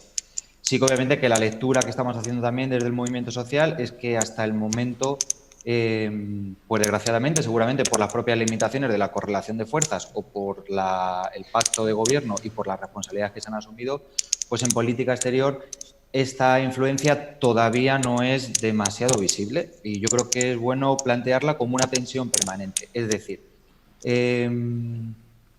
ante el reinicio del conflicto armado en el Sáhara Occidental, la posición de los partidos de Izquierda Unida, de Podemos, ha sido la histórica, la justa y la que tiene que ser, obviamente, porque además otra no sería factible, pero yo creo que el análisis que estamos haciendo desde algunas organizaciones es que a nivel del Poder Ejecutivo, a nivel del Consejo de Ministros, quizá hay espacio para plasmar de una manera más evidente cuál es esa postura, cómo trasladar la postura de las organizaciones partidarias al órgano ejecutivo. Y la correlación de fuerzas no siempre justifica que esa posición no se plasme. De manera concreta, yo creo que la reacción 3 días después del reinicio del conflicto armado, en el que los dos principales líderes de Izquierda Unida y de Unidas Podemos hacen una mención coordinada de unas resoluciones de Naciones Unidas, es del todo insuficiente. Y yo creo que eso es una lectura crítica que tenemos que hacer desde la izquierda. Fue insuficiente y así lo sintió el movimiento de solidaridad con el pueblo saharaui, porque sabiendo que seguramente durante esos 3 días había movimientos subterráneos, por supuesto, pero al final lo que llega es el mensaje público. Por tanto, sí que creo que es una contradicción inherente al ejercicio de cualquier esfera de poder y de responsabilidad, por supuesto. Y ojalá la presencia de Izquierda Unida y de Podemos en el Gobierno se pueda trasladar y el Gobierno pueda ir adquiriendo esas posiciones, porque estamos convencidas que si por Izquierda Unida fuese, si por Podemos fuese, la postura frente a la agresión marroquí, la postura frente al proceso de descolonización sería inminentemente mucho más clara y mucho más decisiva. Pero sí que creo que es bueno que esa contradicción se analice y se tenga presente porque bueno, quizá todavía hay espacio para incidir un poquito más y no dejar la política exterior en manos del Partido Socialista exclusivamente, igual que el Partido Socialista no deja en manos exclusivamente de Izquierda Unida y de Podemos sus áreas de responsabilidad, como es normal porque es un gobierno conjunto y de coalición. Entonces, yo creo que la reflexión de Julio, y acabo ya, yo creo que ha sido muy acertada y que es una tarea profunda y de largo recorrido para toda la izquierda y para todo el movimiento de solidaridad. Pues Galdía, luego Abdullah. Bueno, yo la verdad es que creo que la izquierda siempre somos gente crítica y siempre hacemos oposición incluso a nosotras mismas y eso en parte es bueno, pero también es bueno reconocer las cosas que hacemos cuando llegamos a formar parte del Gobierno sin olvidar que somos minoría y que no podemos conseguir todo lo que quisiéramos o todo lo que hemos trabajado en campaña. Lo estaba hablando antes con Marga, que creo que durante el tiempo en que estemos o tengamos compañeras que estén formando parte del Gobierno, es seguir trabajando como si estuviéramos en campaña y hacer llegar todo el trabajo que hacen las compañeras que están en las instituciones a la población civil, en vez de dedicarnos a sacar lo negativo o criticar lo que estaría bien también para analizarlo y corregirlo, pero también las cosas positivas que se están haciendo, hacerlas llegar a la calle para que cuando lleguen las siguientes elecciones tener más representación en el Gobierno y tener más poder de hacer más cosas, porque siendo minoría es cierto que lo que hablamos y lo que exigimos y todas las cosas que queremos, la política social o de derechos humanos o civiles que queremos conseguir, es difícil conseguirlas teniendo 2 diputados o 1 en algunas partes del Estado. Entonces, yo creo que, aparte de analizar, de intentar conseguir cosas, también tenemos que ver la parte positiva, hacerla llegar a la calle, porque a veces cuando tenemos gente en el Gobierno, la calle la tenemos en contra. Entonces, hacerlo llegar a la calle para que se siga trabajando, para que la siguiente vez tengamos más representación y podamos conseguir todo lo que queremos conseguir. No solamente el estar ahí con el látigo y criticando a quien esté en el puesto, que sabemos que es difícil estar en posición de minoría siempre. Solo eso. Muy bien, Abdullah. Y terminaríamos contigo. Vale. Voy a intentar explicarlo un poquito sin que se interprete más allá de lo que quiero decir. No es fácil, evidentemente, manejar. También es verdad que es la primera vez que hay un gobierno de coalición en España, con lo cual también es una experiencia inédita y la conforman formaciones políticas que cada uno tiene una historia detrás, ¿no? En el caso del Partido Socialista, pues es evidente los años que lleva, la cantidad de veces que ha pasado por el gobierno y la contradicción que tiene como partido con respecto a la cuestión saharaui. Luego está Izquierda Unida y Unidas Podemos, que vienen, organizaciones que vienen de la calle, de la lucha de la calle, y claro, llegas arriba y hay un sistema que está montado en el que tienes que manejarte desde el punto de vista de las relaciones internacionales y los intereses económicos que ya están establecidos. Y evidentemente, para el movimiento solidario con el Sáhara y el pueblo saharaui, pues evidentemente hay una ilusión enorme generada con ese gobierno de coalición. Nosotros, como representantes políticos, pues intentamos siempre analizar las cuestiones desde la política, ¿no? De lo que supone. Sabíamos que iba a llegar un momento en que, sobre todo en la cuestión del Sáhara Occidental, se tendría que entrar en algún tipo de contradicciones, porque una cosa es lo que quieres hacer y debes hacer, y otra cosa es dónde te permite la realidad llegar. Entonces, no es siempre fácil. Los que estamos ahí dentro, pues lo entendemos, pero también a veces nos cuesta, porque un hermano de una persona o una hermana cuando llega a un sitio, pues evidentemente no deja de ser tu hermano o tu hermana, pero cada uno de los hermanos que tiene, pues espera algo más de él, ¿no? En ese. Entonces, cada uno lo ve de una manera distinta.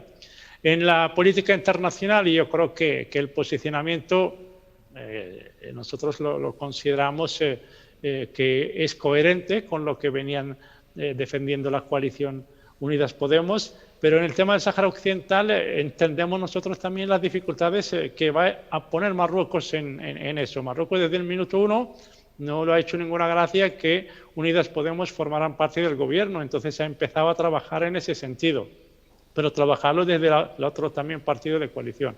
Lo que no podemos perdernos, las amigas y amigos del pueblo saharaui, es que también en esa exigencia, ¿no?, que yo creo que tenemos que exigirle, porque unas organizaciones que no solo son amigas, sino son hermanas, como Izquierda Unida y Podemos, pues tenemos que exigirle siempre que lo que es evidente no se puede tener matiz. Pero tampoco eso nos haga olvidar al otro pata del gobierno, con lo cual muchas veces también hemos centrado más las críticas hacia Unidas Podemos y nos hemos olvidado que también el gobierno lo forma el Partido Socialista. Entonces yo creo que debemos ser coherentes también en la crítica, en el análisis y ser que sabemos que evidentemente la fuerza es la que hay. Con 5 ministros dentro de un gobierno, la influencia y la incidencia en la política exterior no es tanto, pero sí que nosotros evidentemente, con lo que ha dicho Manu, que claro que queremos que estén allí, pero también esperamos mucho y sobre todo, casi diría yo en el caso de la cuestión del pueblo saharaui, pues casi es la referencia, ¿no? Entonces, esa referencia no puede fallar, no puede dudar, no puede dejar terreno a la otra parte que intenta realmente proteger los intereses con Marruecos. Nosotros no estamos en contra de que se protejan los intereses con Marruecos, de que se consoliden las relaciones bilaterales, de que haya una política pero lo que no podemos, y Unidas Podemos tampoco debe permitirlo, es que se haga en detrimento de las legítimas aspiraciones del pueblo saharaui, sobre todo del derecho internacional y de los derechos humanos. No es fácil, evidentemente, pero también yo creo que allí la coherencia no ha fallado. Es verdad que podemos esperar más y eso, pero también tenemos que tener presente la realidad y sobre todo no desviar también nuestra atención hacia el otro partido que está en el gobierno, que yo creo que se ha centrado más las miradas hacia Unidas Podemos y se ha desviado del Partido Socialista, que realmente tiene mucho que decir y mucho que corregir con respecto a la cuestión del pueblo saharaui. Bueno, muchas gracias, Abdullah. Vamos a terminar. Yo quiero hacer aquí un último comentario, porque como hemos entrado en la política exterior y aquí uno es el responsable de Internacional de Izquierda Unida, pues alguna cosa tengo que decir. Brevemente, claro.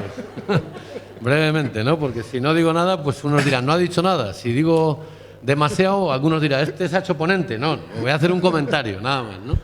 Pero mirar, el diálogo con el PSOE es constante a nivel de organizaciones. Con el responsable de política exterior del PSOE, Héctor Gómez, pues nos vemos cada X tiempo. Cuando hay un tema conflictivo nos solemos ver o conversar por teléfono. Lo digo porque hay un esfuerzo de diálogo con ellos permanente, ¿no? En unas ocasiones soy yo el que habla, en otras ocasiones llama Manu si tiene que ver con la Unión Europea. Si es a nivel parlamentario, pues suele ser el compañero Enrique o Roser si es de cooperación. Esas vías están abiertas, ¿no? Nosotros intentamos que haya la mejor relación, pero es verdad que hay discrepancias en algunos puntos de política exterior. Y es verdad que el acuerdo de gobierno que se firmó en enero del año pasado, es verdad que desarrolla mucho más el tema nacional que el tema de la política exterior. Ahora, hay temas que para nosotros son de principios, como por ejemplo el tema del Sáhara. Nosotros les hemos planteado un método al Partido Socialista, que es que todo lo que no esté firmado es discutible y discutámoslo. Y sobre todo, si hay discrepancias, pues vamos a hablar sobre ellas, vamos a intentar llegar a acuerdos. ¿Esto se cumple siempre? Bueno, pues estamos ahí. Quiero decir que ellos aceptan, lógicamente, que en temas de América Latina, en temas del Sáhara, en algunos temas más, podemos tener discrepancias. En el tema de las elecciones en Venezuela, que no han salido, ¿no?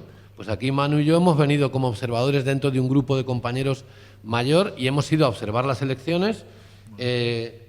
Estaba Marta también, estaba Maite Mola, es decir, ha habido varios compañeros, la compañera Enar Moreno de Rioja, es decir, que ha sido coordinadora de Izquierda Unida muchos años y ahora está de vicepresidenta de la Asamblea. Bueno, pues es una decisión autónoma de Izquierda Unida como partido. ¿Por qué? Pues porque en parte eso no está firmado y tenemos nuestra lectura autónoma, independiente y la defendemos. Tenemos nuestra posición política y la defendemos. Fuimos allí y hemos pedido que España reconozca esos resultados y hemos pedido que la Unión Europea reconozca esos resultados. ¿Eso a unos no les gustará que lo digamos? Seguro. ¿A otros les gustará? Seguro. Nosotros somos coherentes con nuestra posición, ¿no? Y con lo que hemos visto en la observación. Bueno, el PSOE sabe que cuando quiera negociar, discutir algún tema, llama y nos sentamos a hablarlo, lo sabe. Y otras veces llamamos nosotros. Y a veces, ya digo, solucionamos diferencias y otras veces pues no se solucionan. Puede haber diferencias, claro, si somos fuerzas políticas distintas, ¿no? El otro día lo decía Tezanos en televisión, o sea, es normal que haya ciertas diferencias políticas. Ahora, el asunto es, si gestionamos muchas y las resolvemos, avanzaremos, que yo creo que en esa línea vamos, tanto en política interna de España como en política exterior, y habrá temas que a lo mejor no tienen solución porque son posiciones distintas. Las defenderemos cada uno la suya. Y después, bueno, pues el sol saldrá por Antequera. Pero sí puedo decir, y tengo la impresión de que igual pasa con el Partido Comunista, porque estamos muy relacionados, que Izquierda Unida no se ha callado hasta ahora nada. No se ha callado ninguna posición política que tenga que ver con principios, que tenga que ver con coherencia, con defensa de los pueblos, de la soberanía, de la no injerencia, le guste o no a la embajada marroquí, a la embajada norteamericana o a quien sea, o a la Unión Europea. Y lo vamos a seguir haciendo, lo digo aquí de forma pública, lo vamos a seguir haciendo. Luego, ¿qué es lo que pasa a veces? Pregunta de la mesa anterior, que quiero entrar en ella. Las redes, ¿no? Porque Antonio, me ha parecido muy bien lo que dice Antonio. O sea, yo creo que posiciones críticas las necesitamos. O sea, que a mí me viene muy bien lo que ha planteado Julio, lo que ha planteado Antonio y cualquier compañero que esté cerca, militante, pero que seamos autocríticos para mejorar la posición. Pero ¿qué pasa a veces? Que yo creo que nos fallan las redes. Nos fallan las redes, no porque las que tengamos sean muy buenas, sino porque los marroquíes tienen las suyas perfectamente establecidas y la ultraderecha, como se ha dicho, tienen contratadas hasta consultorías y sacan memes y sacan WhatsApp y sacan cosas todos los días, ¿no? Y nos bombardean. Entonces, que se aprueba una moción en Aragón, como decía la compañera que preguntó, tienes a la embajada marroquí a dos tipos llamando al día siguiente, uno coge el teléfono y no para, el otro escribe una carta oficial y presionan y presionan. Bueno, nosotros igual tenemos que hacer lo mismo, o por lo menos nuestros posicionamientos difundirlos más, ¿no? Es verdad que se sube a la página de Izquierda Unida un comunicado, por ejemplo, pero Antonio, el mismo día del conflicto de Guerguerat se sacó un comunicado de Izquierda Unida, se colgó en la web, se mandó a la prensa, luego, claro, tenemos la prensa que tenemos, que nos hace el caso que nos hace, ¿no? Y unos medios nos sacan un poquito y otros algo y otros muchos, pues nada o casi nada porque no interesa, ¿no? Pero quizá nosotros deberíamos mejorar nuestras listas de envío, mandar los posicionamientos a las ONGs, a los movimientos sociales, qué sé yo, ¿no? El tema de redes, pues a pesar de que yo creo que tenemos equipos buenos en Izquierda Unida, pero pues esto va a ser una guerra, lo de las redes, ¿no? Y tenemos que llegar a más gente, entonces tendremos que hacer un poquito ese trabajo. Se han hecho mociones tipo de apoyo al Sáhara, pidiendo un referéndum, pidiendo que se nombre un relator especial un enviado especial para el Sáhara, que MINURSO intervenga, en fin, hemos pedido creo que todo. Ahora, esa moción, ¿qué pasa? Que se está aprobando en cientos de ayuntamientos. Ayer en el mío, en Alcalá de Henares, pero en cientos de ayuntamientos. ¿Qué pasa? Que se difunden pues en el órgano local de prensa, ¿no? Es decir, en Alcalá hay 4 o 5 radios y algún medio escrito, ahí se difunde, pero quizás no llegamos a los grandes medios de comunicación. Y luego, bueno, yo creo que efectivamente hay una correlación de fuerzas en el Gobierno que es la que es, pero yo creo que sí que estamos dando al menos la batalla interna de que a pesar de esa correlación de fuerzas, tener una incidencia política mayor, a veces incluso de la propia correlación de fuerzas, ¿no? Esa batalla yo quiero que se sepa que tanto los compañeros y compañeras que nos escuchan de fuera de este propio seminario, como sobre todo pues los compañeros palestinos, los compañeros saharauis, el compañero Antonio, digamos, como representante de una de las asociaciones, desde luego amigas de Izquierda Unida, que nosotros tenemos ese compromiso firme y que si nos equivocamos nos lo digáis y que si tenemos que hacer más, como dice Abdullah, de lo que queremos que estamos haciendo, pues también nos lo digáis, ¿no? Y en ese diálogo con vosotros, en ese trabajo conjunto, yo creo que las causas de los pueblos avanzarán, la solidaridad internacional avanzará y la cooperación al desarrollo también, ¿no? Por decir un último dato de cooperación, que de eso trata este seminario, que sepáis también que la Fundación e Izquierda Unida se reunieron con el director general de cooperación, tuvimos una reunión pues casi de 2 horas donde le pedimos que se aumentaran las partidas dedicadas a la solidaridad con el Sáhara, ¿no? Que se aumentara digamos las partidas de cooperación y la batalla que la compañera Roser y el compañero Enrique han dado en el Parlamento para que la partida de cooperación subiera ha sido muy fuerte. Ahora, luego ha subido, pero es que llevaba 7 años bajando. ¿Ha subido todo lo que queríamos? No, un 20%. Pero, bueno, vamos logrando cosas. En esa contradicción estamos, ¿no? En esa contradicción de que vamos a pelear y de que vamos a conseguir lo máximo, pero que muchas veces conseguiremos pues, cosas que no es lo máximo, ¿no? Ahora bien, mientras no cedamos en el tema de los principios, y yo creo que ahí no vamos a ceder, el tema saharaui y el tema palestino, repito, para nosotros es muy importante. Ellos han anunciado aquí, la compañera ha anunciado un evento para 2021 en Madrid y vamos a colaborar con ese evento, que es un evento que va a ser importante porque pone en cuestión el fracaso de todos los procesos de paz anteriores y el estancamiento en que está el proceso palestino. Y desde luego Abdullah sabe, el mismo lunes o martes tenemos una reunión con Abdullah, o sea que ahí nos va a decir Abdullah cuáles son sus preocupaciones, hacia dónde tenemos que seguir colaborando. En fin, yo creo que es un debate muy pertinente el que habéis planteado, Antonio, o sea que entiendo perfectamente la intervención y de verdad pues vamos a seguir juntos haciendo autocrítica, pero remando para que los pueblos avancen, para que avance su soberanía, para que avance su derecho a la autodeterminación.